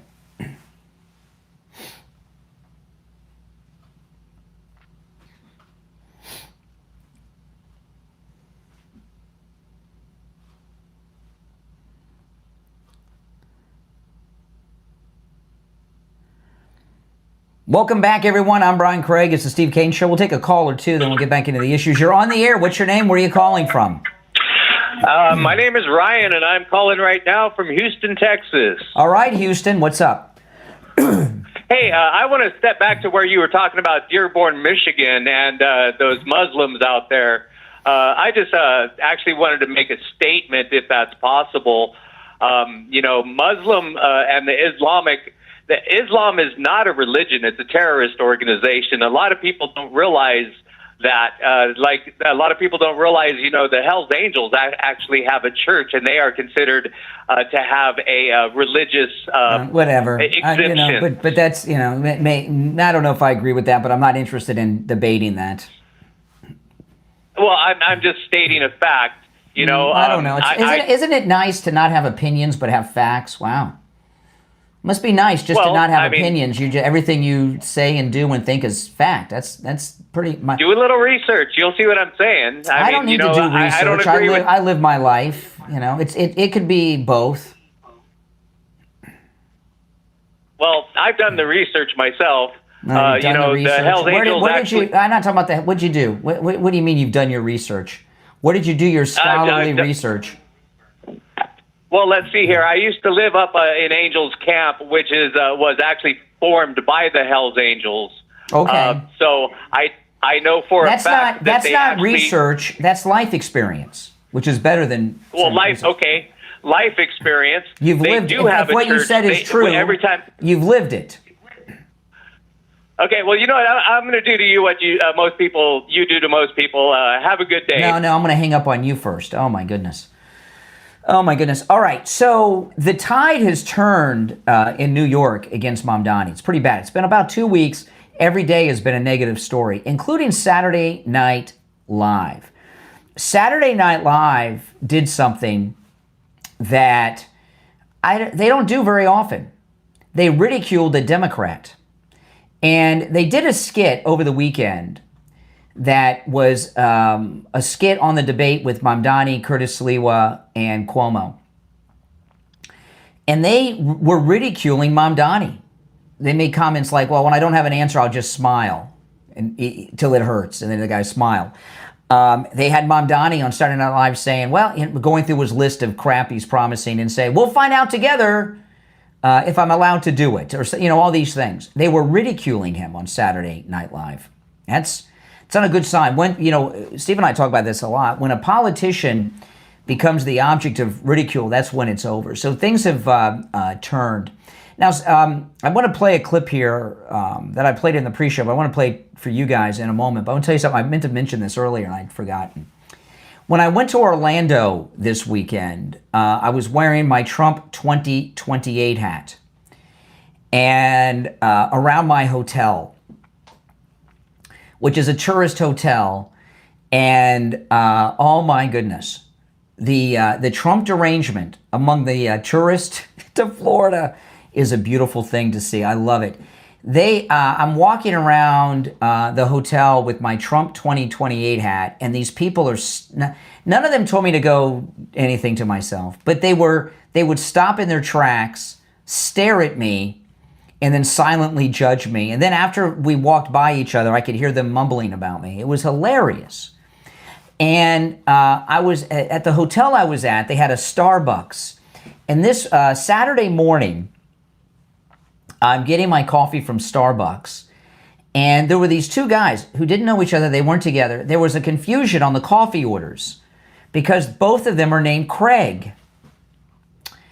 And I'm waiting for my coffee, and there's some confusion going on, and they realized both of them were named Craig, and they were laughing. And I said, oh, my name's Craig too. It's my last name. We're that 3 Craigs at Starbucks together at the same time. And they were laughing, and then I turned around and said, well, my first name's Brian. My last name's Craig. They saw my Trump 2028 hat. They stopped laughing and got dead serious. It was hilarious. I tell you, there's nothing like the idea of Trump running for president again. That it's just something about that just freaks out people on the left. Just the thought that Trump is coming back in 2028 for a third term just freaks them out, man. And I don't care about the stares. They're in Florida, okay? This is where the president lives. So Mamdani's had nothing but bad news day after bad news day, okay? And it's been getting worse every day. The Saturday Night Live over the weekend and everything else. And he has not received any endorsement from the top Democrats. Obama did not endorse him. Chuck Schumer did not endorse him. And Hakeem Jeffries did not endorse him. In fact, Hakeem Jeffries went so far to say, when asked, that he said that Mamdani is not the future of the Democrat Party. Whoa, isn't that something? So Mamdani was out in the streets of New York, and a CNN reporter went up to him, and he revealed something that I don't think he meant to reveal.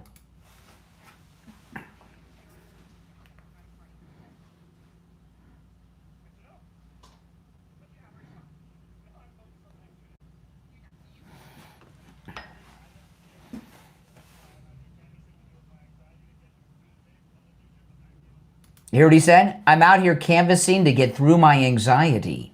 That's what he said. Listen.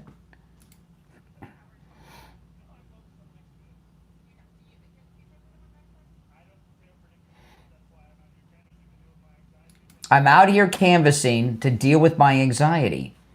So I told you guys a week ago when he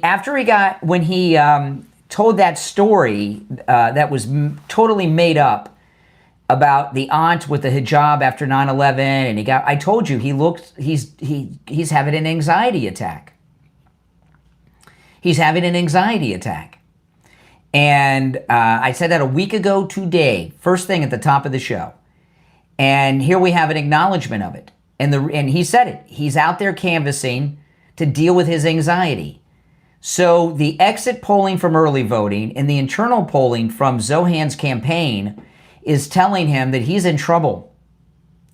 So if it weren't for Curtis Sliwa, we'd have this locked up. But he is in a panic by his own admission. He is dealing with anxiety, making it difficult for him to function. He can only deal with it by going out in public and having people fawn all over him. And even then he's being asked tough questions by CNN. So Zohran here, his internal polling and exit polling is telling him that he's losing. Really, I mean, listen, I'm out here dealing with my anxiety.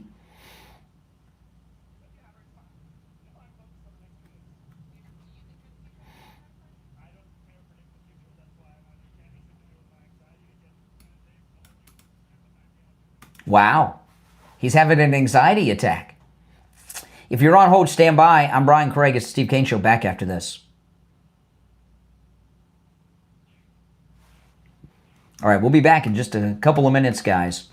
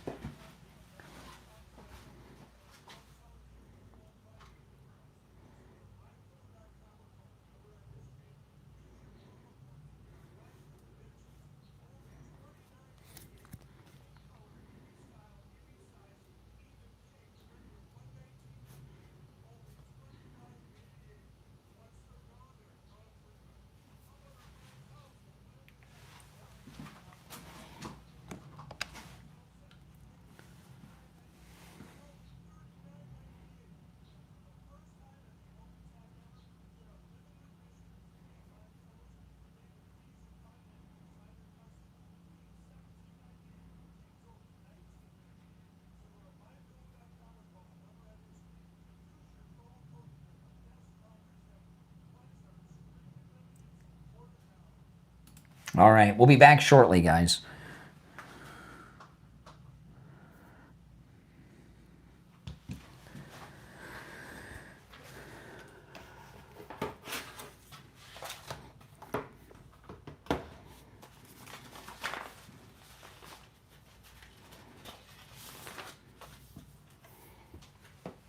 If you're on hold, hang in there.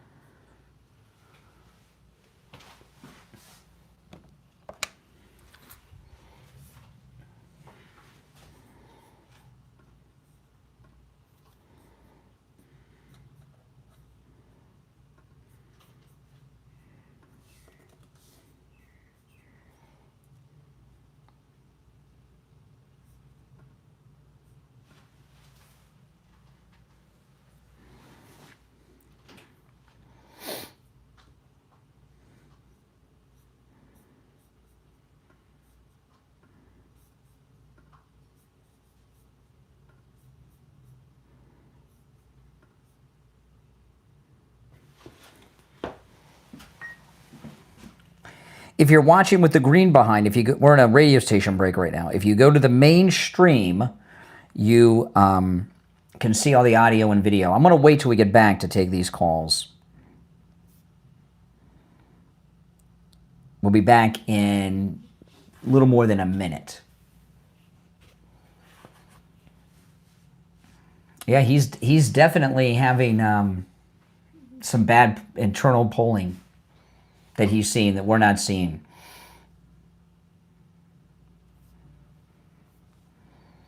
We'll be back in 1 minute. The men's room story is very real. Yeah, I told it right when it happened on my other YouTube channel, my Main Street Women's channel. I couldn't believe it. Yeah, everything I tell you was true.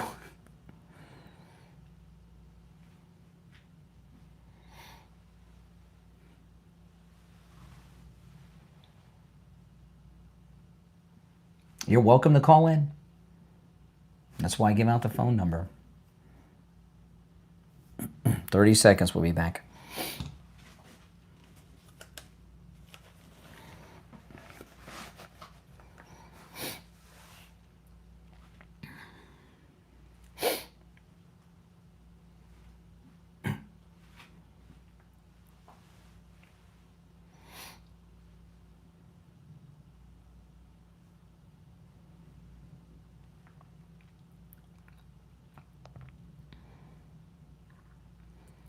Welcome back. I'm Brian. We've just passed over the halfway mark of today's Steve Kane Radio Show. Welcome back. We'll go to the phones. You're on the air. What's your name? Where are you calling from? Oh, good morning. Yes. Oh, hey, it's Joan from Tampa Bay. How you doing? All right, Joan. What's on your mind? Well, I have a friend over in the UK that lives in Nottingham, and he went down to London for that big march. Yeah, hold on one second, Joan, while I'm answering all these lines. Yeah, go ahead. Yeah. Oh, I have a friend that lives in Nottingham, and he went down to London for that big march. He said, well, basically, he used more colorful language, that country is hell in a handbasket. It's over. It's fallen. England has fallen. That's what he says. And I told him, we know it here already. It's horrible. Yeah. And now they had the stabbing. They had the stabbing after I talked to him. So I'll give him a buzz this week and see what he thinks about that. But I'm sure he thinks the bad. It's a bad thing. I mean, yeah, I know, Joan. It's terrible, and that's what's going to happen to New York City if Mamdani wins tomorrow. That is so true. That is so true. But I don't know. They are what they are. They do what they do. I don't know. Okay. And whatever they deserve. That's all I have to say. Yeah, I mean, England did this to themselves, right? You're on the air. Hello? What's your name? Where are you calling from? Hey, Brian, how you doing? I'm Vinny. I'm from New Haven. All right, Vinny, what's on your mind? Well, I would like to talk to you about a little bit about Zohran, the rent control, and also there's a little bit about globalism that I'd be interested to hear Brian's take. Well, you're on the air. Go ahead.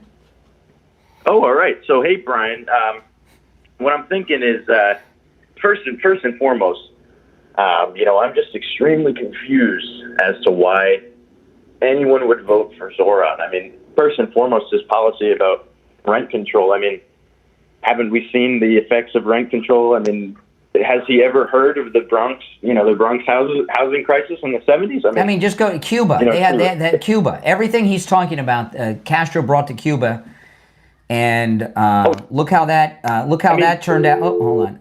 Look how that turned out for Cuba. Supporting any of these communist policies, all you have to do is look at any country in the 20th century. Latin America, they have all these communist countries in Latin America. That's why it's a third world pit of hell, where they're desperate to come to America. All right. Okay, we lost the connection there, but I don't know if that was a tragedy or not. You're on the air. What's your name? Where are you calling from? Morning, Brian. It's Taj. Hey, Taj. I want to I know I called you last week about this, but I have some family in India, and I sent them this following statement on a group chat we had. In New York City on Tuesday, there will be an election for mayor of the city. The city may elect its first Muslim mayor. While that sounds great, it will be horrible. We should not vote for someone just because they are Muslim. We have to vote on the policies. Zohran Mamdani, the candidate, is labeled as a Democrat, but he is a communist. The Democratic Party in the whole USA has become more socialist communist in recent years. Mamdani wants to increase taxes in the city on the richest by 2%, but the top 2% of earners in the city already pay 33% of all the taxes for the city. This is on top of all the state and federal taxes, so their overall tax rate will become more than 50%. The rich will leave the city and come to Florida, which is a state tax-free state. Mamdani wants to seize the means of production and said so. This is the same way that the old Soviet Union used to do. He wants to have government-run grocery stores, the same way that communist countries used to have bread lines. He wants to have rent control. He thinks there is a limit to the amount of money someone should be able to make and have. He wants to defund the police. He says he is a Muslim, but he wants to legalize prostitution. He believes in abortion. He believes it's okay. He believes in giving privileges, special privileges, to gays and transgender people. He wants to disproportionately tax property of white people more than people of color. This is not our Islam. He is giving a really bad example of Muslims in our country, and we have to all get along, all people, all religions. In America, we are one people. We have to live and let live. So if Mamdani wins, it will not be a celebration. It will be the start of a communist disaster, the same way Cuba, Venezuela, China, North Korea. When communism comes, societies fall. Our Prophet Muhammad, peace be upon him, was not a socialist or a communist. He was a commerce man, a businessman, a capitalist, in addition to everything else he accomplished in his life. If people are taxed to death, there will be no money left for life or zakat, which is our charity giving. Mm-hmm.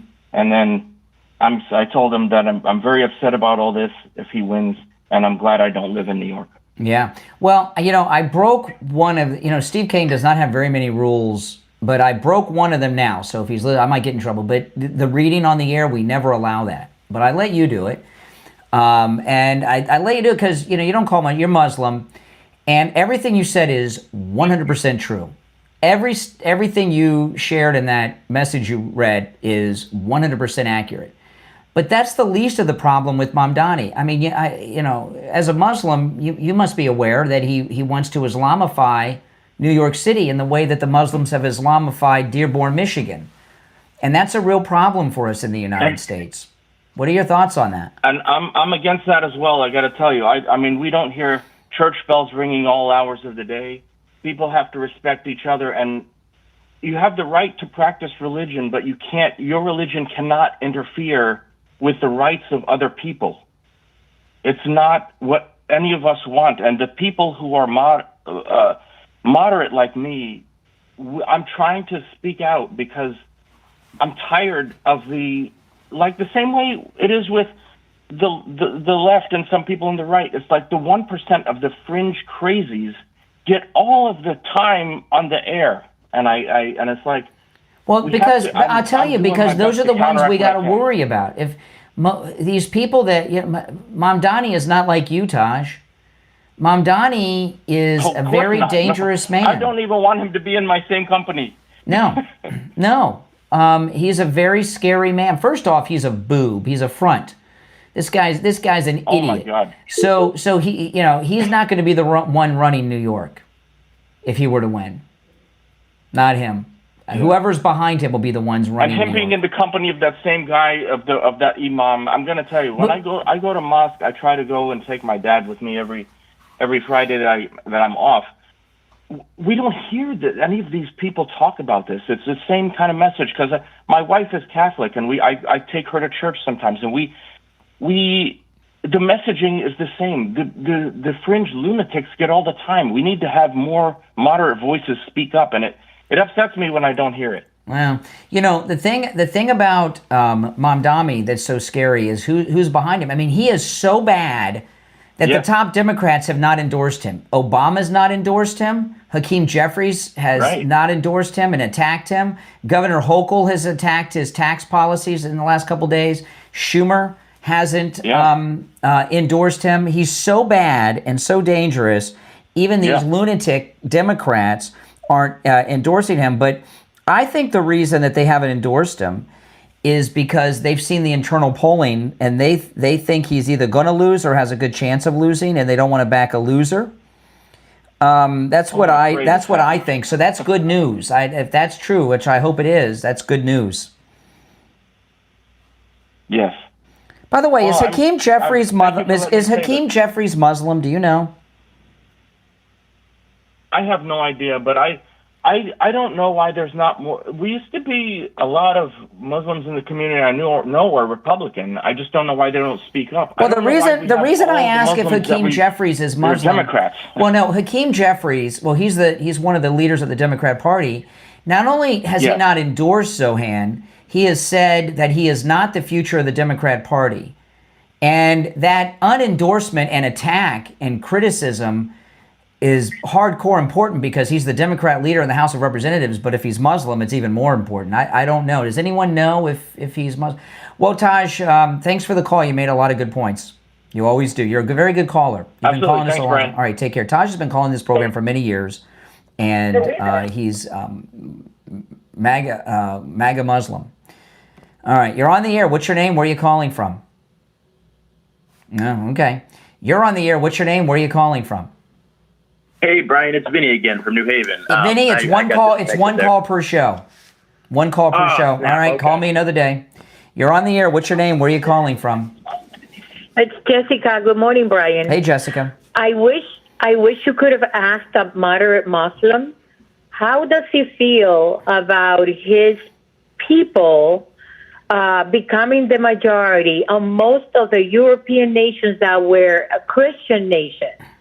And how does he feel about that? I will next time. Because Yeah, that's a good question. I feel other question that I have for them, if they continue calling, is why, if they're Muslims, why are they continuing going to Christian nations to live in Christian? Wouldn't that be the answer's them easy. something? The answer's easy: to conquer them.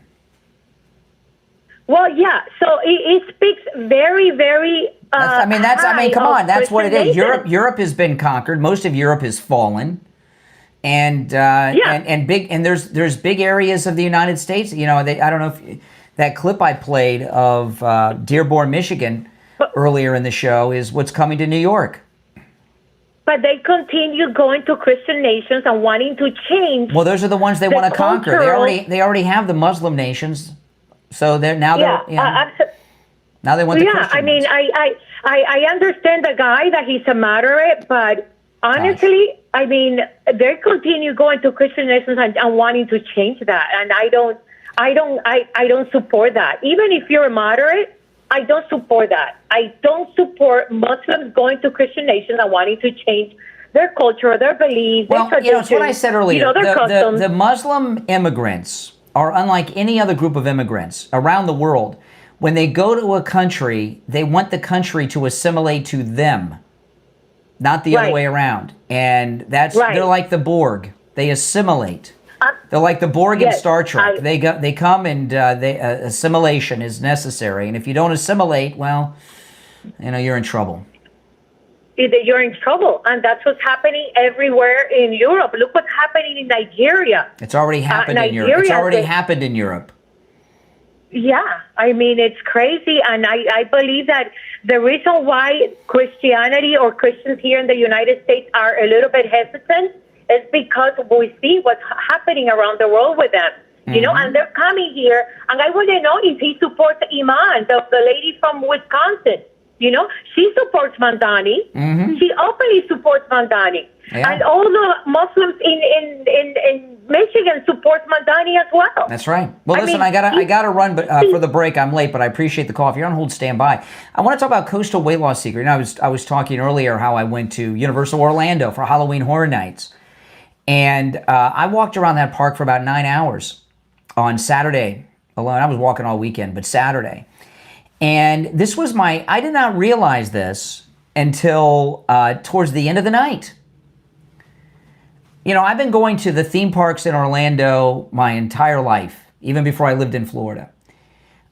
This was the first time I went and walked through an entire theme park for hours and hours, and I wasn't tired at the end of the day. In fact, not only was I not tired, my feet didn't hurt and my legs didn't hurt. It's because I've lost all this weight. It was the first time since I was a kid that I went to a theme park when I was the right weight. And it was amazing. It really felt good. And it's because I've lost all this weight, thanks to Coastal Weight Loss Secret. Give them a call. And remember, they can help you no matter where you're located in the United States. It's a perfect time to do it because we're in holiday. It's November. You want to look good for the holidays. You're going to see people you see once a year, every 5 years, or every 20 years. You want to look great and feel great like I do. Give Coastal Weight Loss Secret a call and schedule your no-charge consultation. Again, no matter where you are in the United States, they can help you. 561-247-6300. 561-247-6300. That's 561-247-6300. And online, coastalweightlossecret.com. We'll be right back.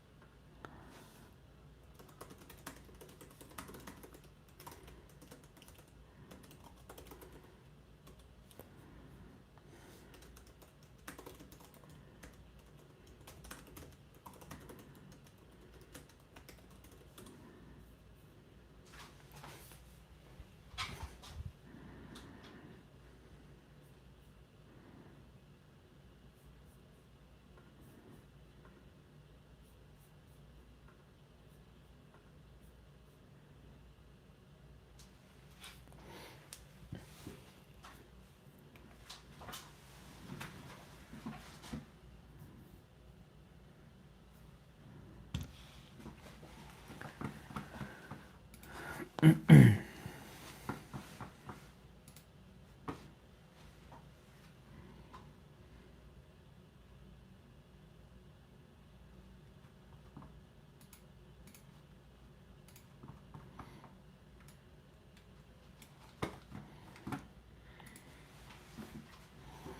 you're on hold, hang in there.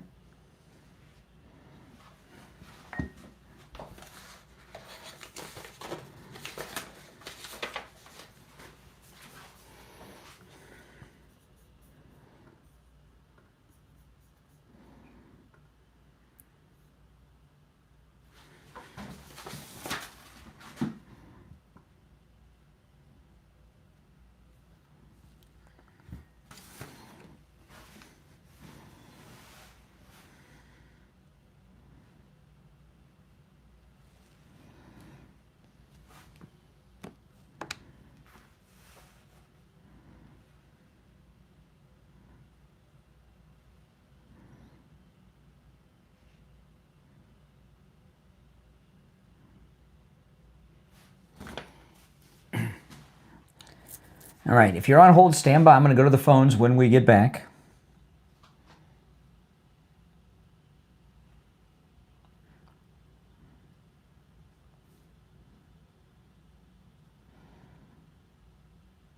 Just over a minute.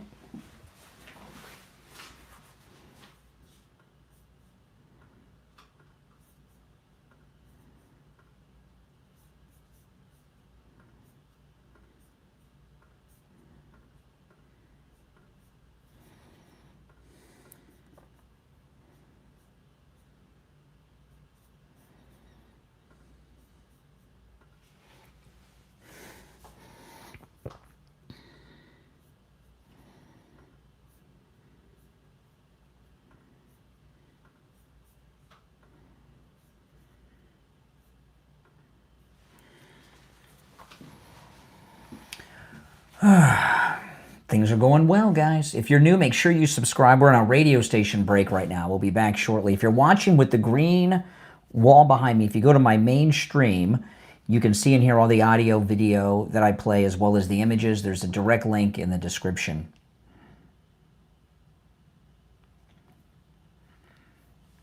"30 seconds.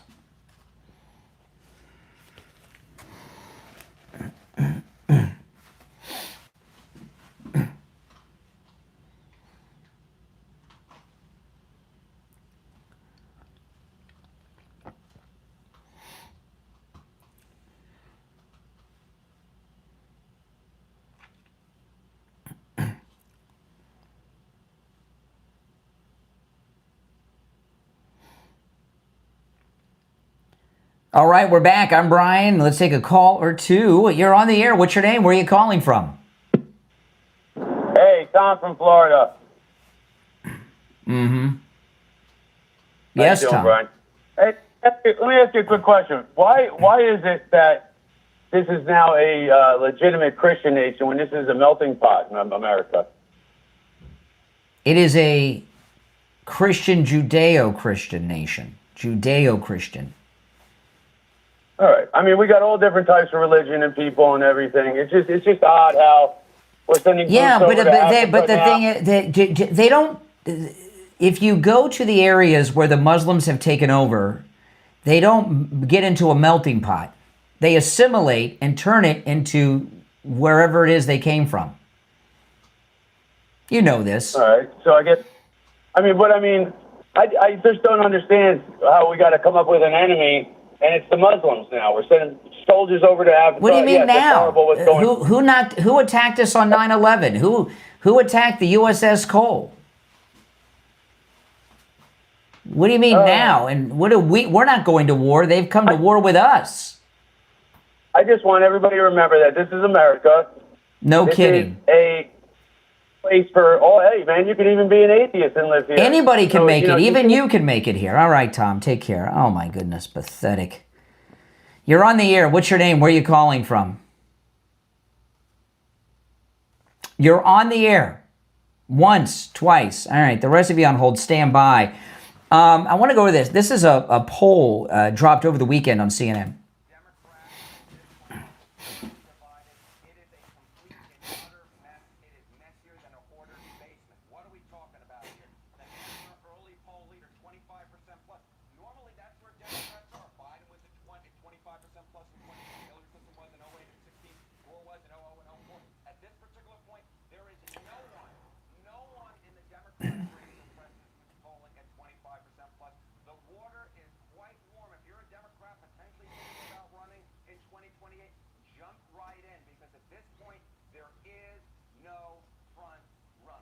Yeah, well, they have no runners. They got no one. And this Mamdani race is really fantastic because everything you see shows that the Democrats' internal polling show he's losing. Listen, the Democrats are losers, and they know it. They're desperate for a win.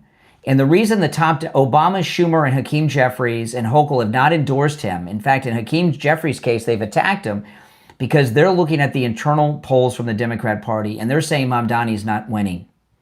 That's good news. That's good news. Oh, man, I hope to be able to open the show up Wednesday.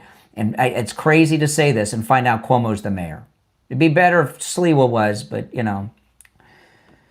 on the air. What's your name? Where are you calling from? Hey, Frank. Brian. It's Frank in Titusville, Florida. I'm actually dealing with some Orlando traffic, so I hope it's not too much noise here. But I just wanted to respond to that caller that you just had that was all opposed to America being a Christian nation. And what he doesn't understand is that whole concept of freedom of religion is a Christian principle. I mean, because the God of the Bible, he does not force himself on other people. That's why you see that image of Jesus knocking on people's doors. Now, the same cannot be said about Islam. If you go into Saudi Arabia and you try to preach anything other than Islam, they will take your head off for it. So that's what he doesn't understand, is that we actually have the freedom in this country, but that's a God-given freedom. We don't have to worship God. There are consequences in the afterlife, but he doesn't understand that that is a freedom that is Christian-based. That's right. Yeah, you're absolutely correct. Yeah. Well, Tom's a loser, okay? If you ever heard his calls I agree, but I just wanted other people that are listening to this program to understand that that was because of biblical principles that we have that freedom in the Constitution. That's correct. That's correct. All right, appreciate the call. You made some good points. You're on the air. What's your name? Where are you calling from? I'm Michael from Bryce Lake. Okay, Bryce Lake. All right, Michael, what's on your mind? I'm really scared about Zobin Zombobby, man. Yeah, well, okay, well, grab your mommy and your soy milk and you'll get through it. Now, I want to talk about Life Imaging FLA. You guys know a few weeks back I went in and had the full scan, the heart scan, the cancer scan, the body scan, all of it. Did you know that in America and around the world, the coronary artery disease is the #1 killer? That's right. 1/3 of the time, the first event is sudden death. But it's a completely preventable disease. In the past 30 years since coronary artery scanning was invented, over 4 million have died without any warning. Most of them could have been saved. Multiple studies show that looking inside the body with CT scans can significantly reduce cancer deaths too. Life Imaging FLA, this is amazing, okay? 80% of people who come to Life Imaging FLA are just fine, like me, and you get peace of mind, which is life-changing. I didn't share this with you until I went over to Life Imaging FLA, but for many years, I've lived with the constant fear that I was going to have a heart attack. In fact, I just assumed I was going to have a heart attack and die in my 50s, and I'm 54. Because I've had high cholesterol, and all my doctors have told me for years that I'm going to have a heart attack and die. That's why I have so much life insurance. You've heard me talk about many times that I have a lot more insurance than most people, a lot. And I'm still going to keep it. I want my family to be set up. But the reason I have so much life insurance is because I thought I was going to be dead in my 50s of a heart attack. And I go over to Life Imaging FLA and find out I have no blockage and no plaque. Oh, and by the way, I have no cancer either. However, while 80% of the people who go in for scans are like me, that means 20% find something. You don't want to be a statistic, all right? Call Life Imaging FLA for your free heart scan now with a few minimum requirements valued at $699. Wow, pretty good deal, huh? They have locations in Broward, Palm Beach, and Miami. From your cell phone, call pound 250 and say free heart scan. That's pound 250 and just say free heart scan. You'll be connected in seconds. Pound 250 on your cell phone and say free heart scan. That's pound 250 and say free heart scan. We'll be right back after this.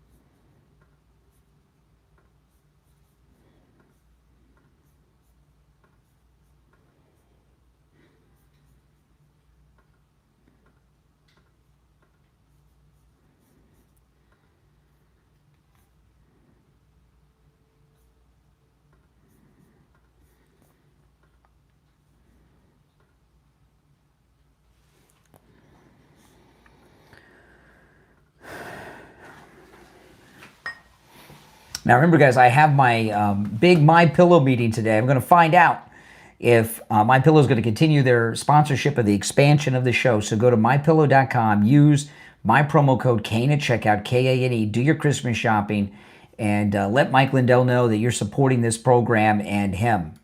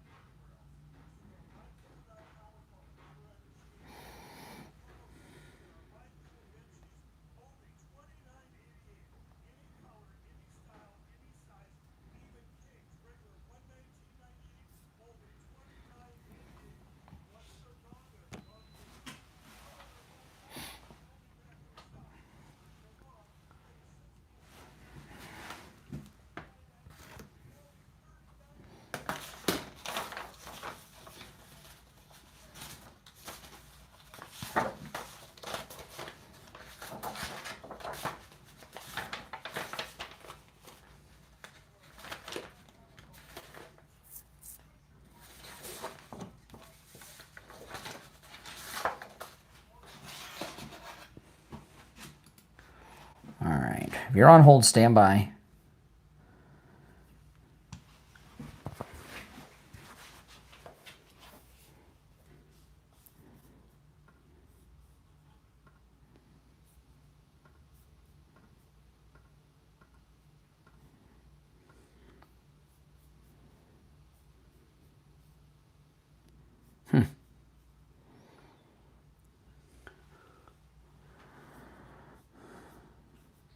That is no good.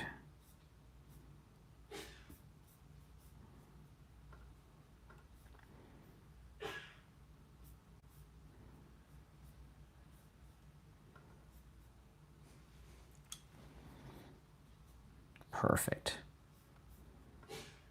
Bless you.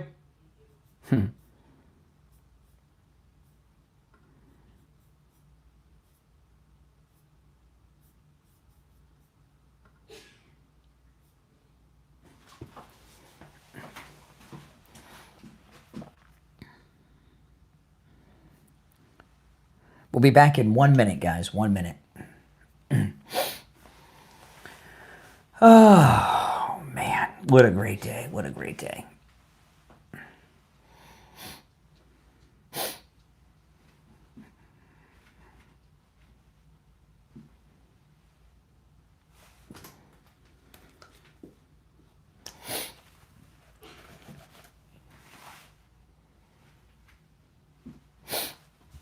Thirty seconds, guys.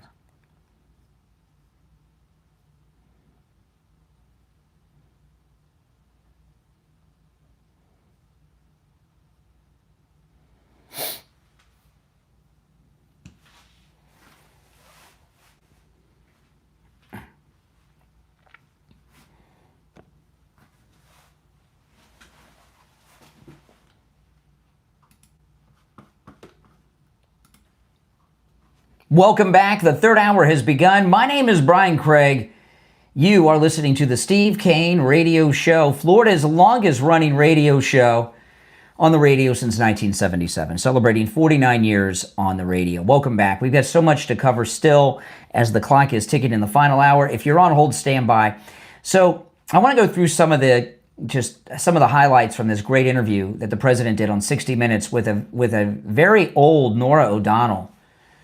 I haven't watched 60 Minutes in a long time. When was the last time Trump was on? 5 years, however long. I watch 60 Minutes when President Trump is on, and that's pretty much it. And I think that's true for most people who watches this show anymore. But he looked great. President Trump looked better than Norah O'Donnell, didn't he? Oh my goodness. But that's not saying a lot. Sorry, President Trump. She looked awful. I mean, she is really scary looking. I remember when she was like a kid on there. Now she's just some old lady who offers no value. But President Trump, he did a great job. She's asking him all kinds of questions. He's giving great answers.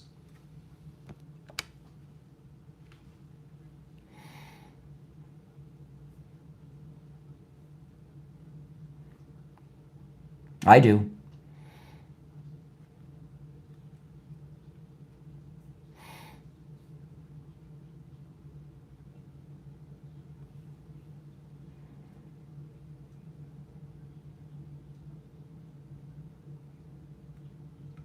See, now Norah O'Donnell, like many liberals, total panic over the idea that President Trump is going to run for a third term in 2028. And she says, well, people like it when you talk about J.D. Vance and Marco Rubio. There is a panic in the mainstream media. They're asking President Trump almost every day now if he's going to run in 2028. He says a lot of people want him to. I do, Mr. President. Please run in 2028. You're on the air. What's your name? Where are you calling from? Hey, good morning, Brian. It's Greg. Hey, Greg. Listen, hey, you know what? I thought it was really interesting that you actually watched the 7th game of the World Series, and that Yamamoto, I have one question for you. Why did it make that performance so riveting? Why was he MVP of the series? Oh, I don't know. I guess I don't know. I don't know enough about the game. I never heard of him.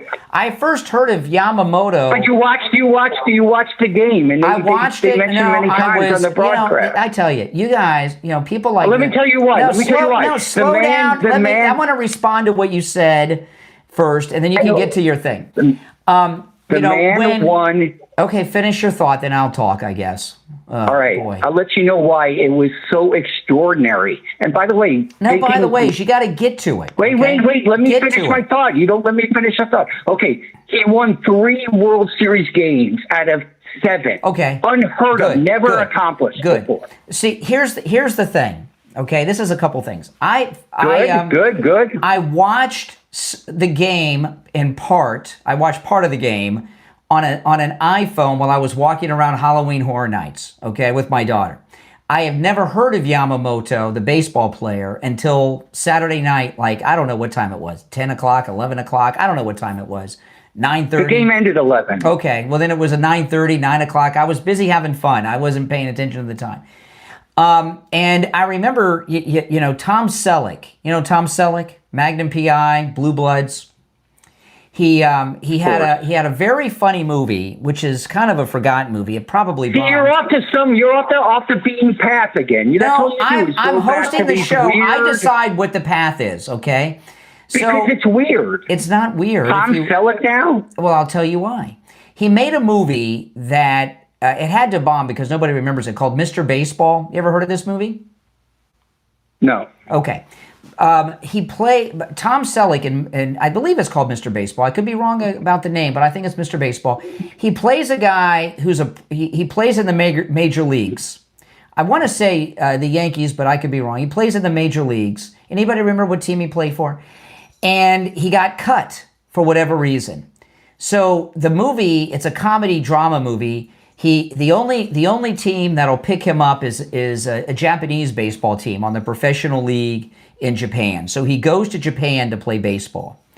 And it's a funny movie because Tom Selleck's a big, tall guy and everything's too small for him. It's a very funny movie. I saw it like once on cable 100 years ago.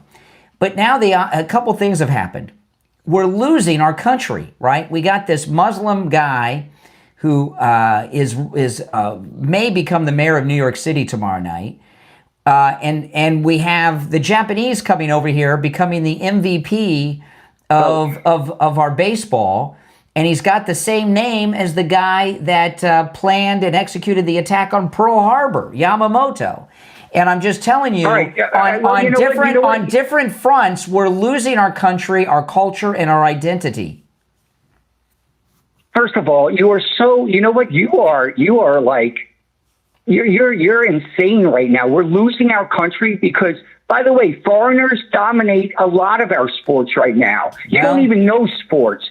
But the best basketball player is from Europe. The second best is from another one from Paris. But when we need, you know what they come over. When we need, no, wait, let me finish. Let me say, I listened to your little Mr. Baseball story. When you need the Japanese to get us through a World Series, and you got a Muslim guy who's may become mayor this week of New York, we're losing our country and our culture. We are not losing our country. That's called assimilation. You know what? But we're the ones getting assimilated. Wait, let me finish. We're the ones getting assimilated. Brian, you know what the difference between me and your other callers, the ones that are less intelligent? You don't let me talk. The others can go on ad nauseum reading their 5-paragraph little intro or whatever. Well, he was interesting. Taj was interesting. Let me ask you a question. Let me ask you this other question. If this mayoral election is so important, and you say the Trumps are loved, right? Yes. Donald Trump is loved by them. Why isn't he campaigning in New York City? Why isn't Don Jr.? Why isn't Eric Trump? New York Ivanka City. Trump? New York City is the city that tried to put him in prison multiple times. No. That was Letitia. That was Letitia. No, you're telling me they're American. So you're saying Donald Trump is not what loved about by the Bragg? New No, Yorker? Bragg went after him too. Bragg, those are two individuals. You're telling me Americans. Bragg, they're both New elected Yorkers in New do not York. like Trump. They're both elected in New York. They don't even know who they're electing and stuff. All right, I appreciate the call. I mean, there are very few instances of Brian Craig derangement syndrome, but Greg has it, doesn't he? Yeah, he absolutely does. By the way, does this MVP speak English? I don't know. All right, here's another clip of our president from the 60 Minutes interview. If you're on hold, hang in there.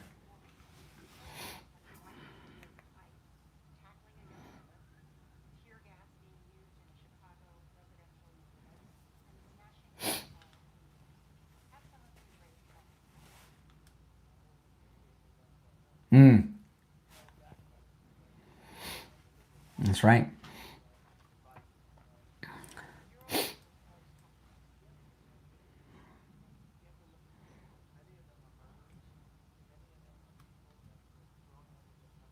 It's a great thing about Trump. One of the many great things. He does all the right things. When he's questioned on it, he doesn't apologize for it. You got to love this. I mean, this is spectacular. No, do you think ICE has gone far enough? No, I don't think they've gone far. I don't think they've gone far enough. Or no, she says, has ICE gone too far? He says, no, I don't think they've gone far enough, Nora O'Donnell. This is the kind of guy you want, right? He's a Republican. He's a conservative. He's the president, and he does what he's going to do and what we elected him to do, and he doesn't apologize for it. Listen to this. This is about Comey and Letitia. Listen to this.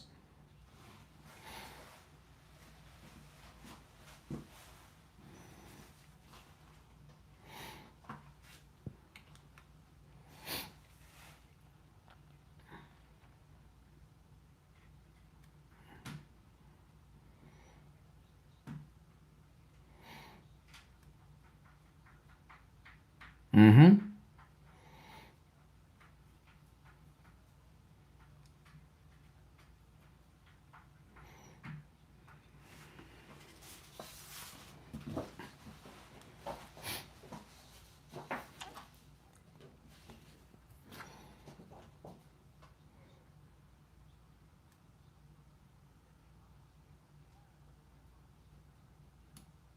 Yeah, there you go. Oh, man.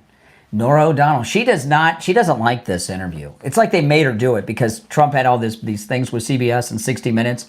She did not want to do this interview. And by the way, they did, because of the lawsuit and everything the president had, the entire unedited interview was available online without any edits, which they wouldn't be doing that. If this interview would have been edited and spliced and diced all over creation if Trump hadn't taken them to court. Now, we're welcoming... here this week, we're welcoming a new sponsor to the Steve Kane Show, and I'm talking about George Colony. He is our real estate agent, and he was introduced to us by Tom Laporta from Laporta Roofing. George Colony has over 6 decades of experience in real estate and business. He specializes in every area of real estate: residential, commercial, industrial, office space, retail space, tenant representation, and of course, single-family homes as well. He has bought or sold $5 billion worth of real estate. That's a lot of transactions. That's right. He's also a founder of an 8-figure business. And this is an important point with George Colony. I'm going to give you his number, which is his cell phone number. You can call or text George Colony on his cell phone. So get something to write with. I'm going to give you his number in just a moment.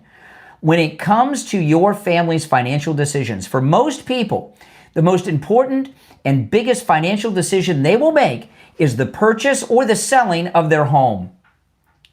And that's a multi-generational wealth decision you're making. Who are you leaving that decision up to? Your real estate agent, right? Who is your real estate agent and what is their experience? Are they a bartender on the weekend at nights? Are they a housewife that gets into a little bit of real estate when the kids are in school during the day? What were they doing last year for work? Was it real estate? George Colony has over 6 decades of experience. George Colony, when you listen to the recorded commercial, He says, people always ask me, when's the right time to buy or sell real estate? The answer is it's always the right time if you have the right advice. And that's what you'll get with George Colony. Call him. This number rings directly to his cell phone. You can also text him 954-801-7320. 954-801-7320. 954-801-7320 for George Colony. We'll be right back.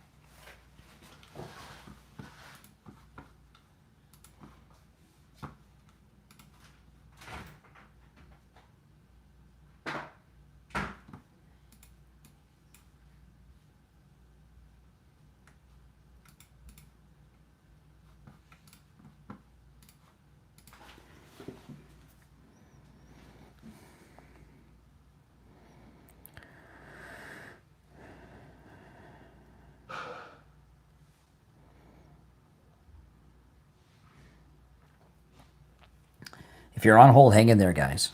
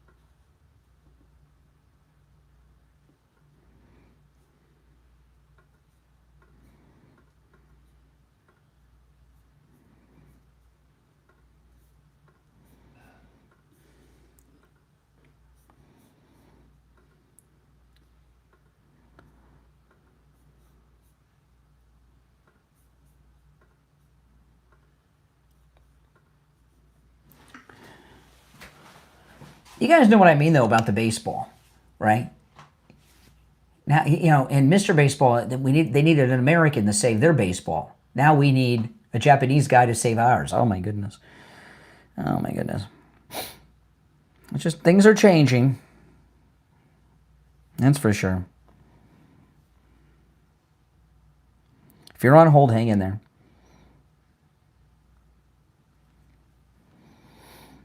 We'll be back in 2 minutes.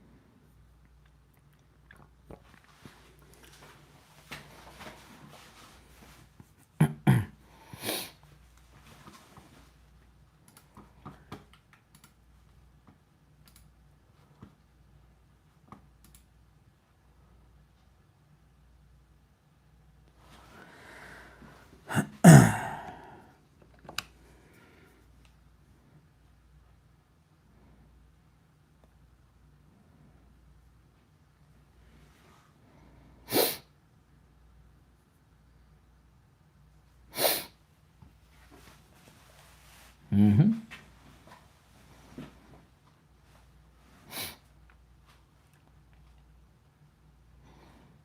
A little more than 30 seconds, we'll be back. If you're on hold, stand by.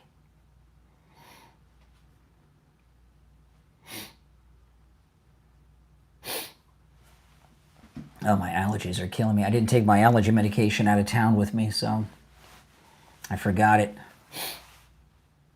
I miss a day of it, and it's back.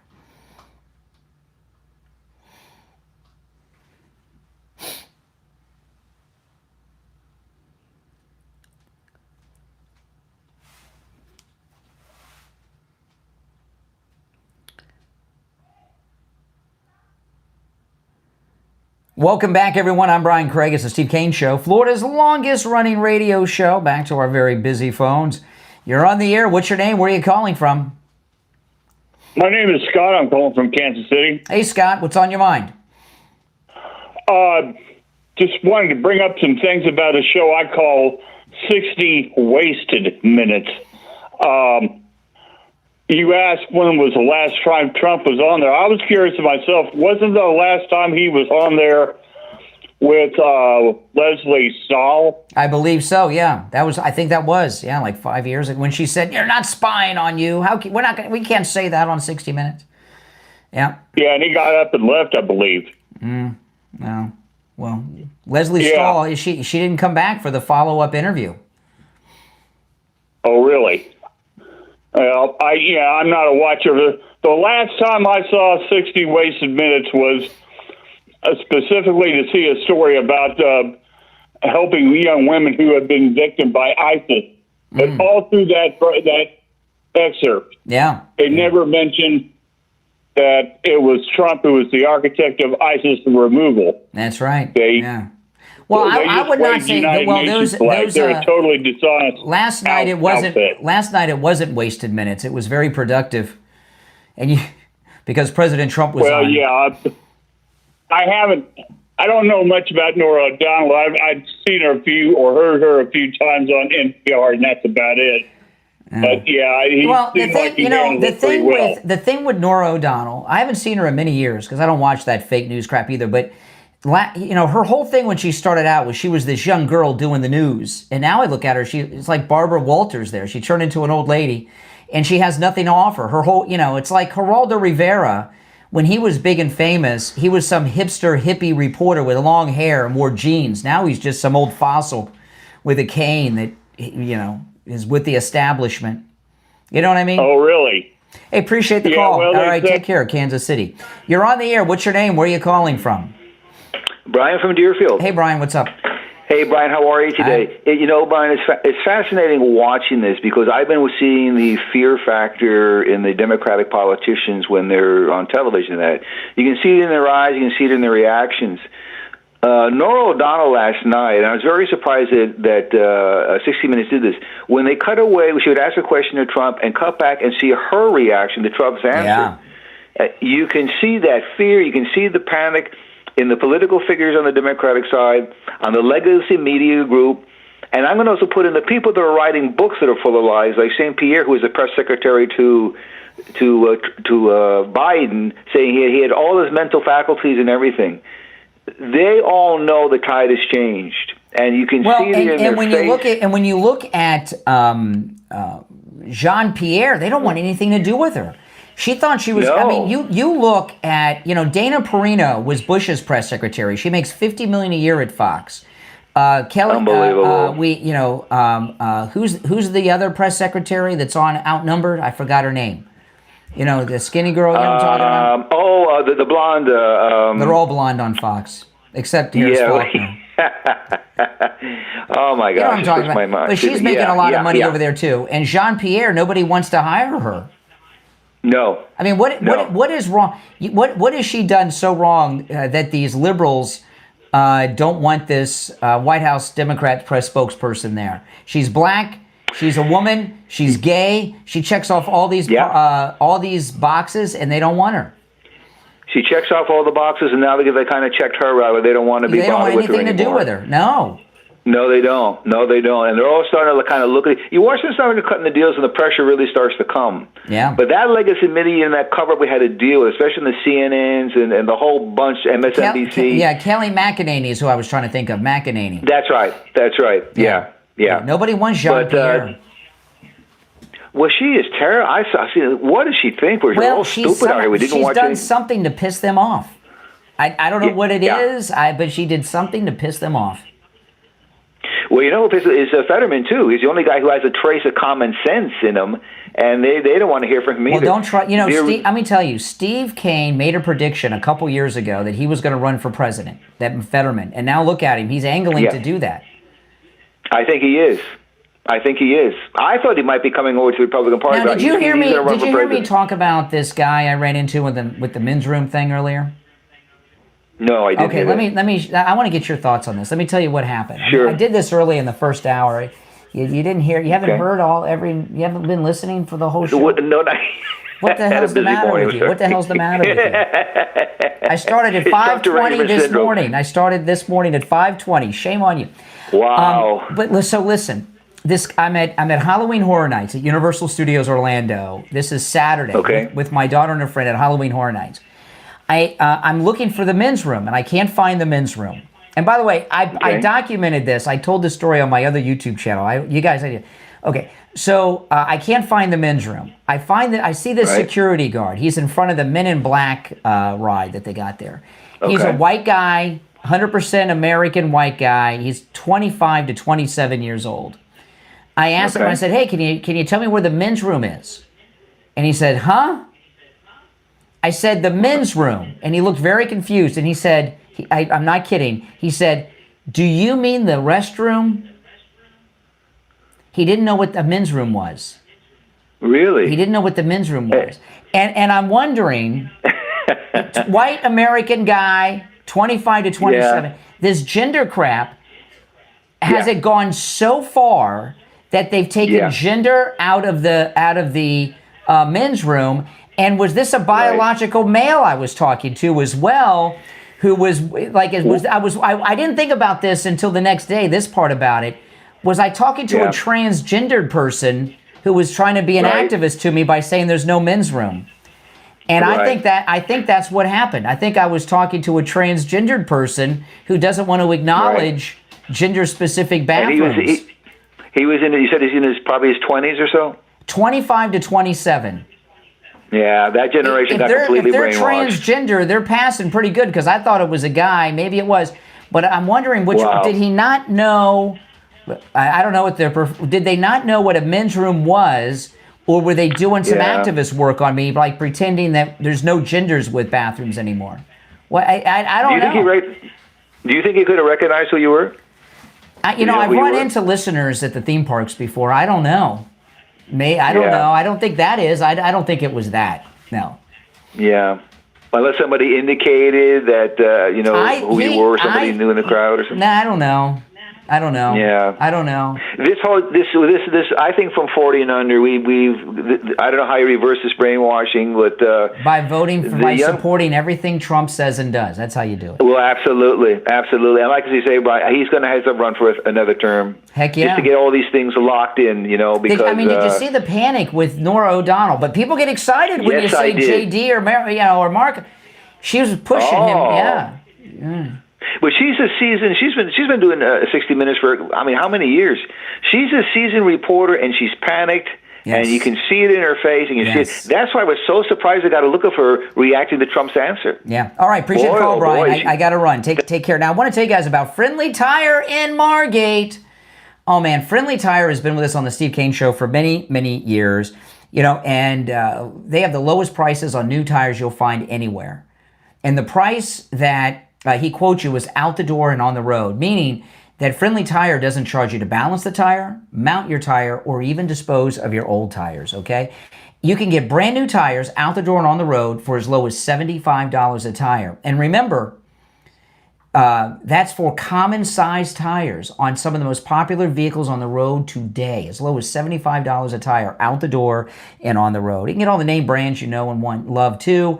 Great deals on run flats. Give him a call. He'll give you a quote right over the phone. He also has thousands of good used tires in stock and does tire repairs too. 954-977-9445. 954-977-9445. Make sure you tell Friendly Mike that you heard about him on the Steve Kane Show. He'll take extra good care of you. 954-977-9445. We'll be right back. What do you guys think? Do you think they didn't know what the men's room was, or was I talking to a transgendered person trying to tell me that there's no gender with bathrooms? Which do you think it was? Mm-hmm.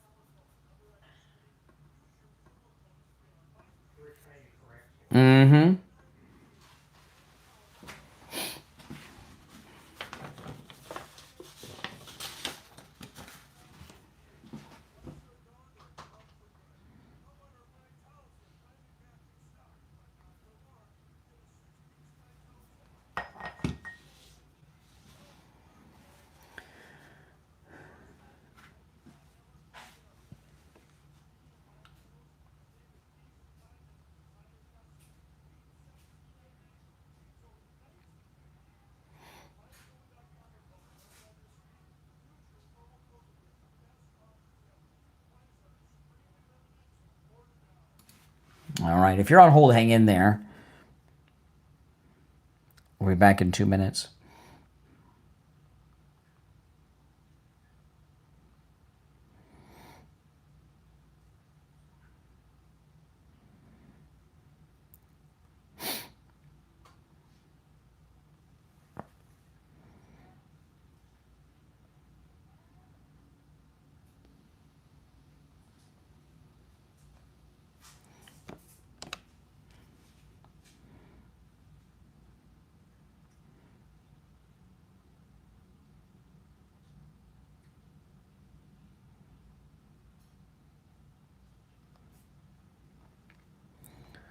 If you're on hold, hang in there, guys.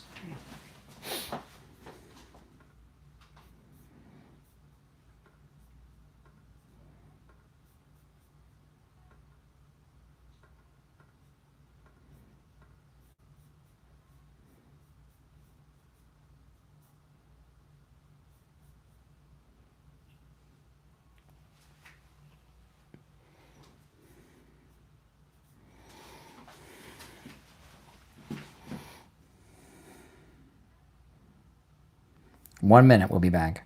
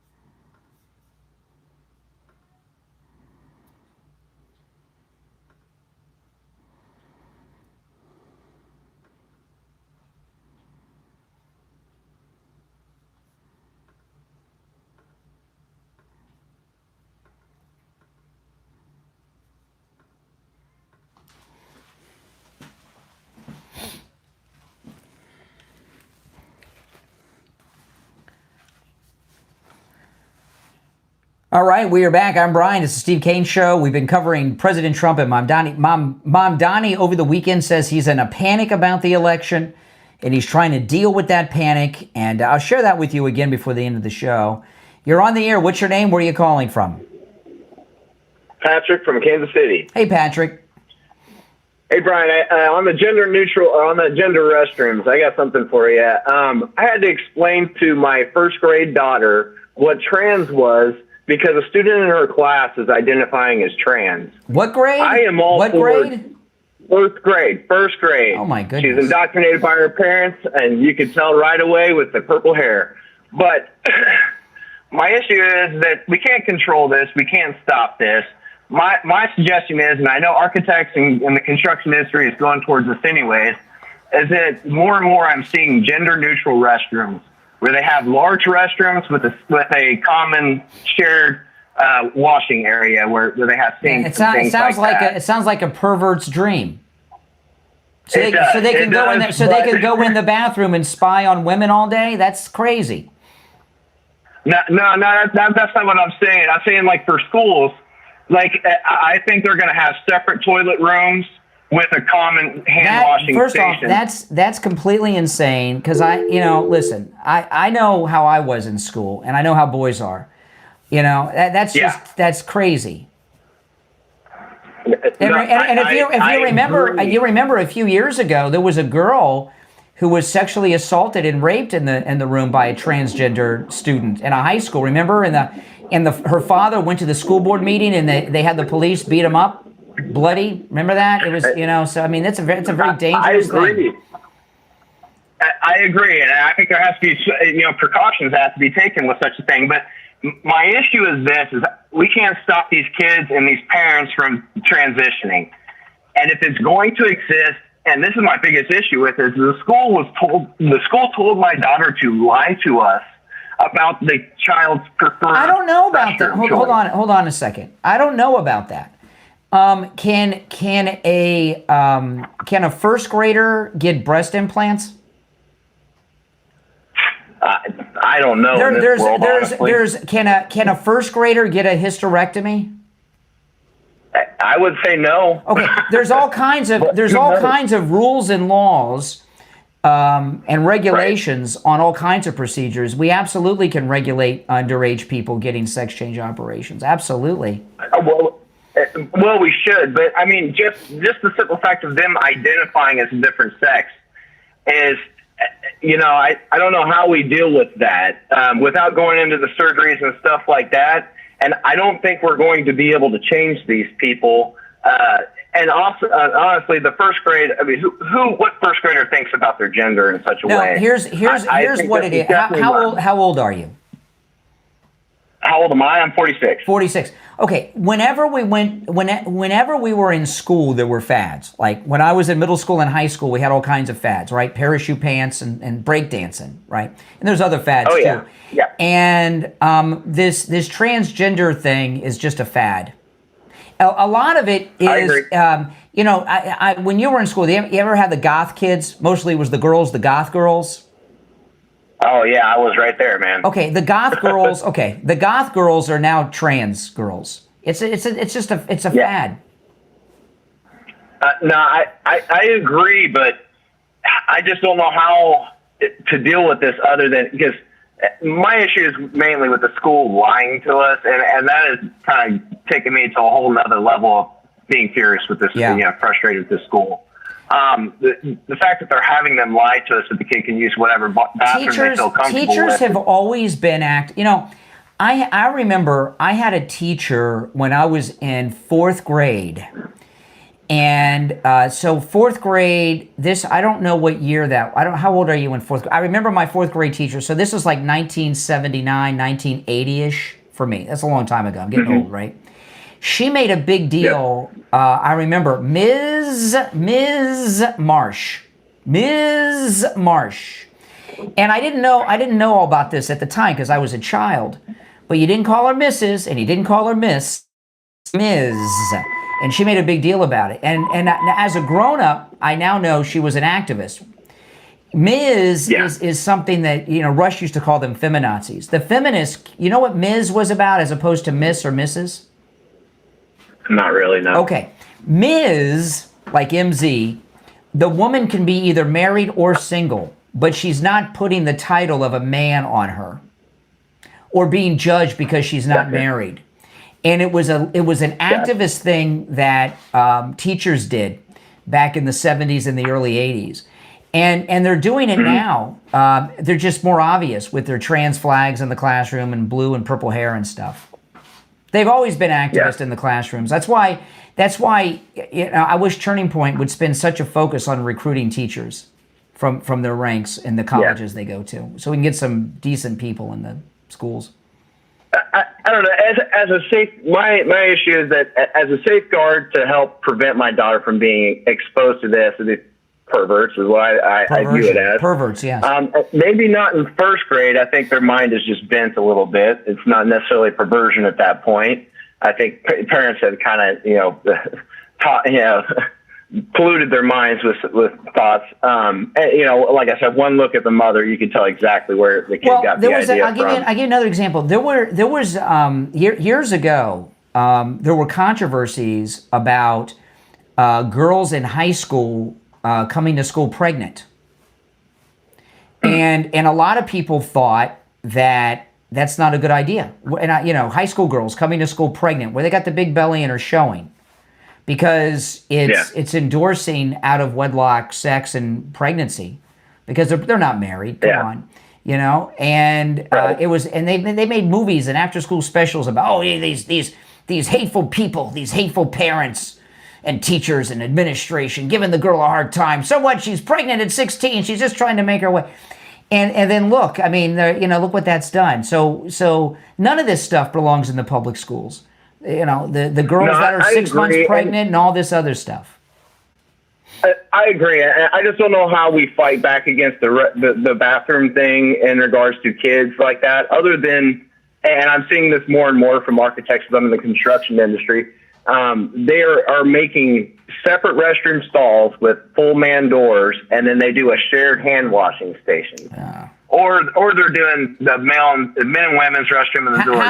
How about this? If you can pee standing up, you go to the men's room. If you can't pee standing up, you go to the women's room. How about that? That's it.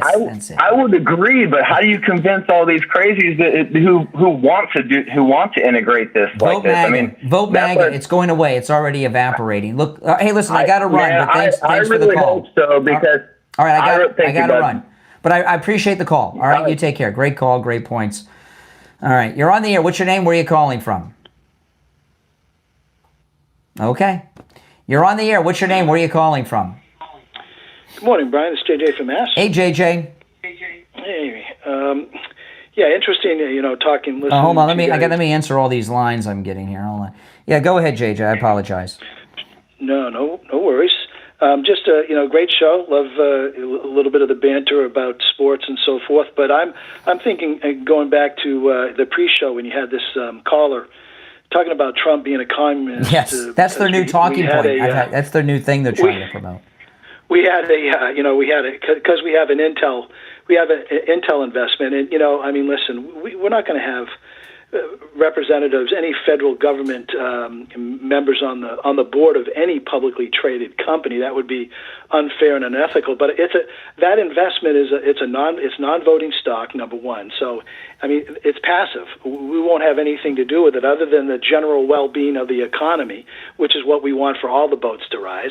And I think we also have a warranty option on it, or some kind of an option for another 5 or 10% within 5 years or something. But that mentality, and I heard it again during the show. Somebody else called in, and these people don't even understand what the hell communism is. Well, if you notice, I've gotten 2 calls today from liberals saying that I can't support Trump. He's a communist. That they're going to he's Mr. Monopoly. He's Mr. Capitalist. If that obviously is the new the exact seminar. opposite. Yeah, exactly. Like you said, it's the exact opposite. There's obviously this is the new talking point. JJ, I'm really late for the break, and I'm short on time. I got to run, but call me again, okay? Take care. I want to talk about Coastal Weight Loss Secret. I was mentioning earlier when I was at Universal Studios. I realized late at night as we were leaving, I wasn't tired, and we were at the theme park. I don't know, 6, 7, 8 hours. I don't know. I lost track of time, but minimum 7, maybe close to 9 hours. And I wasn't tired and my feet didn't hurt. I was ready to go. And I realized it's because I lost all this weight from Coastal Weight Loss Secret. It was my first time being at a theme park since I had this weight loss. Boy, what a difference it makes energy-wise. This is, what is this unintended consequences? It's a positive one, but I never dreamed that, I know I have more energy, and I'm not getting tired as much or as often, but this was the first, it's just part of going to a theme park. Your feet hurt and you're tired. I wasn't tired. My legs didn't hurt. My feet didn't hurt. I guess because I didn't have as much weight on them. It's holiday season. We are in November, people. It is the 3rd of November. You want to lose that weight and look great before the holiday season. You got plenty of time, even for Thanksgiving. I lost, my goal was to lose 25 pounds in a month before our last cruise. I did that in 3 weeks. It's amazing. And my results are typical. Call Coastal Weight Loss Secret no matter where you're located in the United States and schedule your no-charge consultation. 561-247-6300. 561-247-6300. And online, coastalweightlossecret.com. We'll be right back. If you're on hold, hang in there.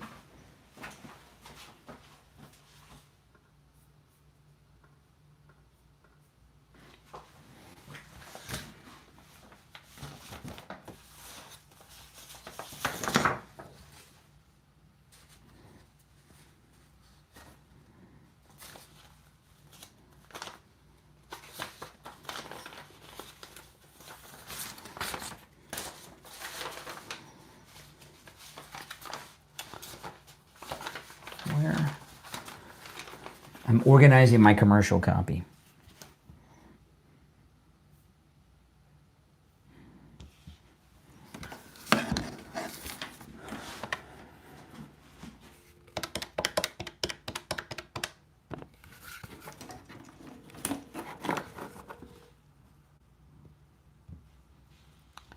Hey there, it's Brian. We have about 1 minute. Stand by.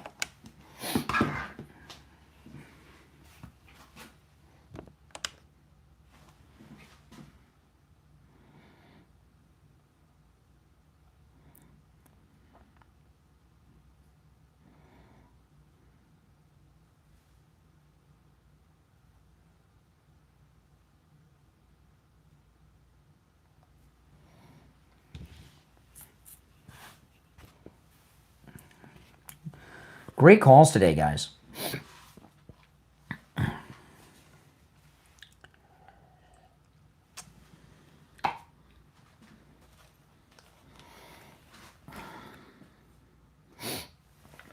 $30 seconds.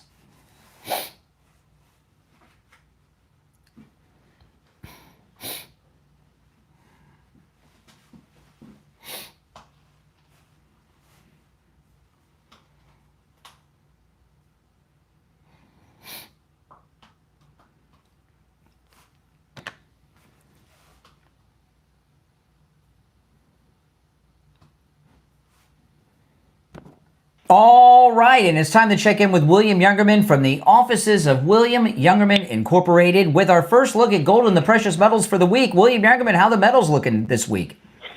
Metals right now look up mostly and rebounding after Friday's losses. Gold on Friday closed at $4,001.10. That was down $22.50 after trading in a range of $3,971 all the way up to $4,045 on Friday. Silver was down 24 cents, closing out the week at $48.60 the ounce. Platinum lost $35, closing out the week at $1,569. And palladium was down $17 at $1,417 the ounce. Overnight, we saw gold trade in a range of $3,962 all the way up to $4,029. And right now, we're at $4,016 on gold, up $15.90. Silver's unchanged right now at $48.60. Platinum is up $16 at $1,585 the ounce.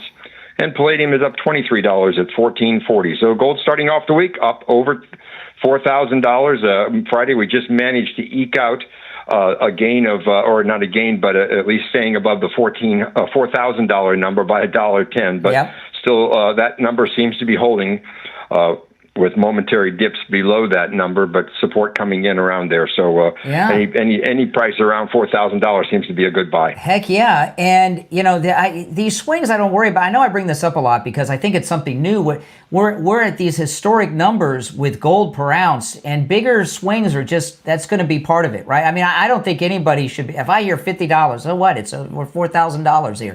You know what I mean? It's just a new, it's a new level. Now, you were telling us, I want to see what some of these, what's going on as we start the week.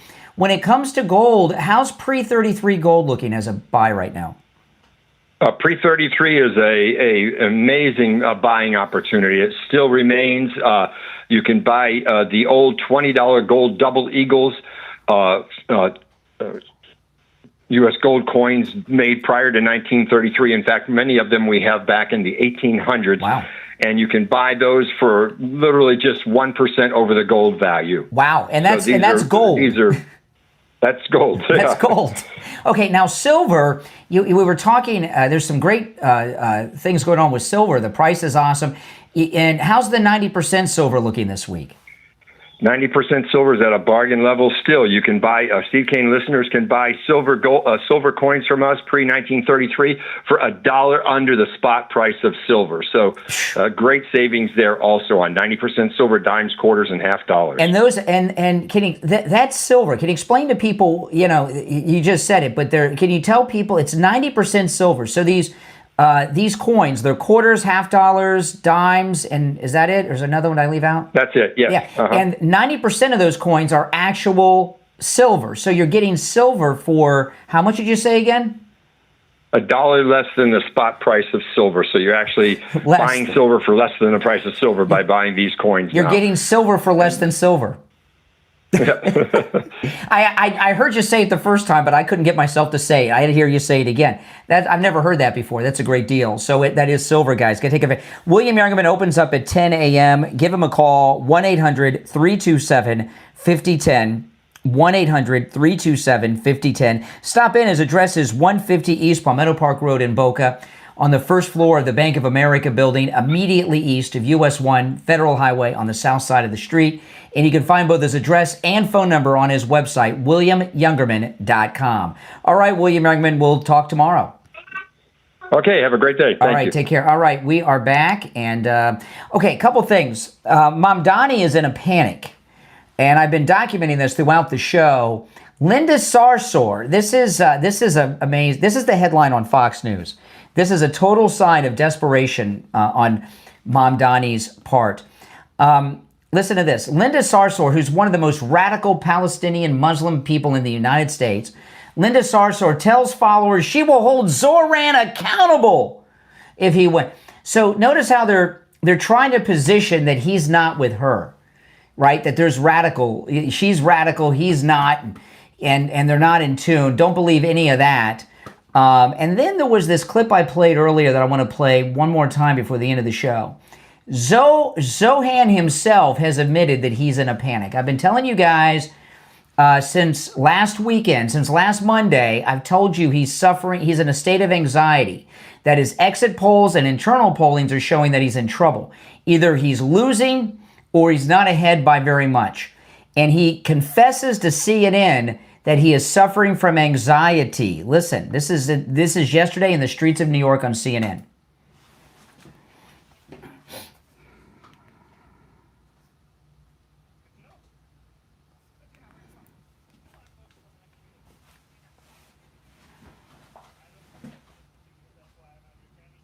By the way, he won't even say that he's going to win. He's like, I don't think about the future. He's already trying to put the election out of his mind. I'm not, anyone else says, yes, we're going to win. Vote, turn out, we got this. We're going to, no, he won't even predict his own result anymore. He's assuming that he's going to lose. Let me go back, though, because he admits he's in a panic.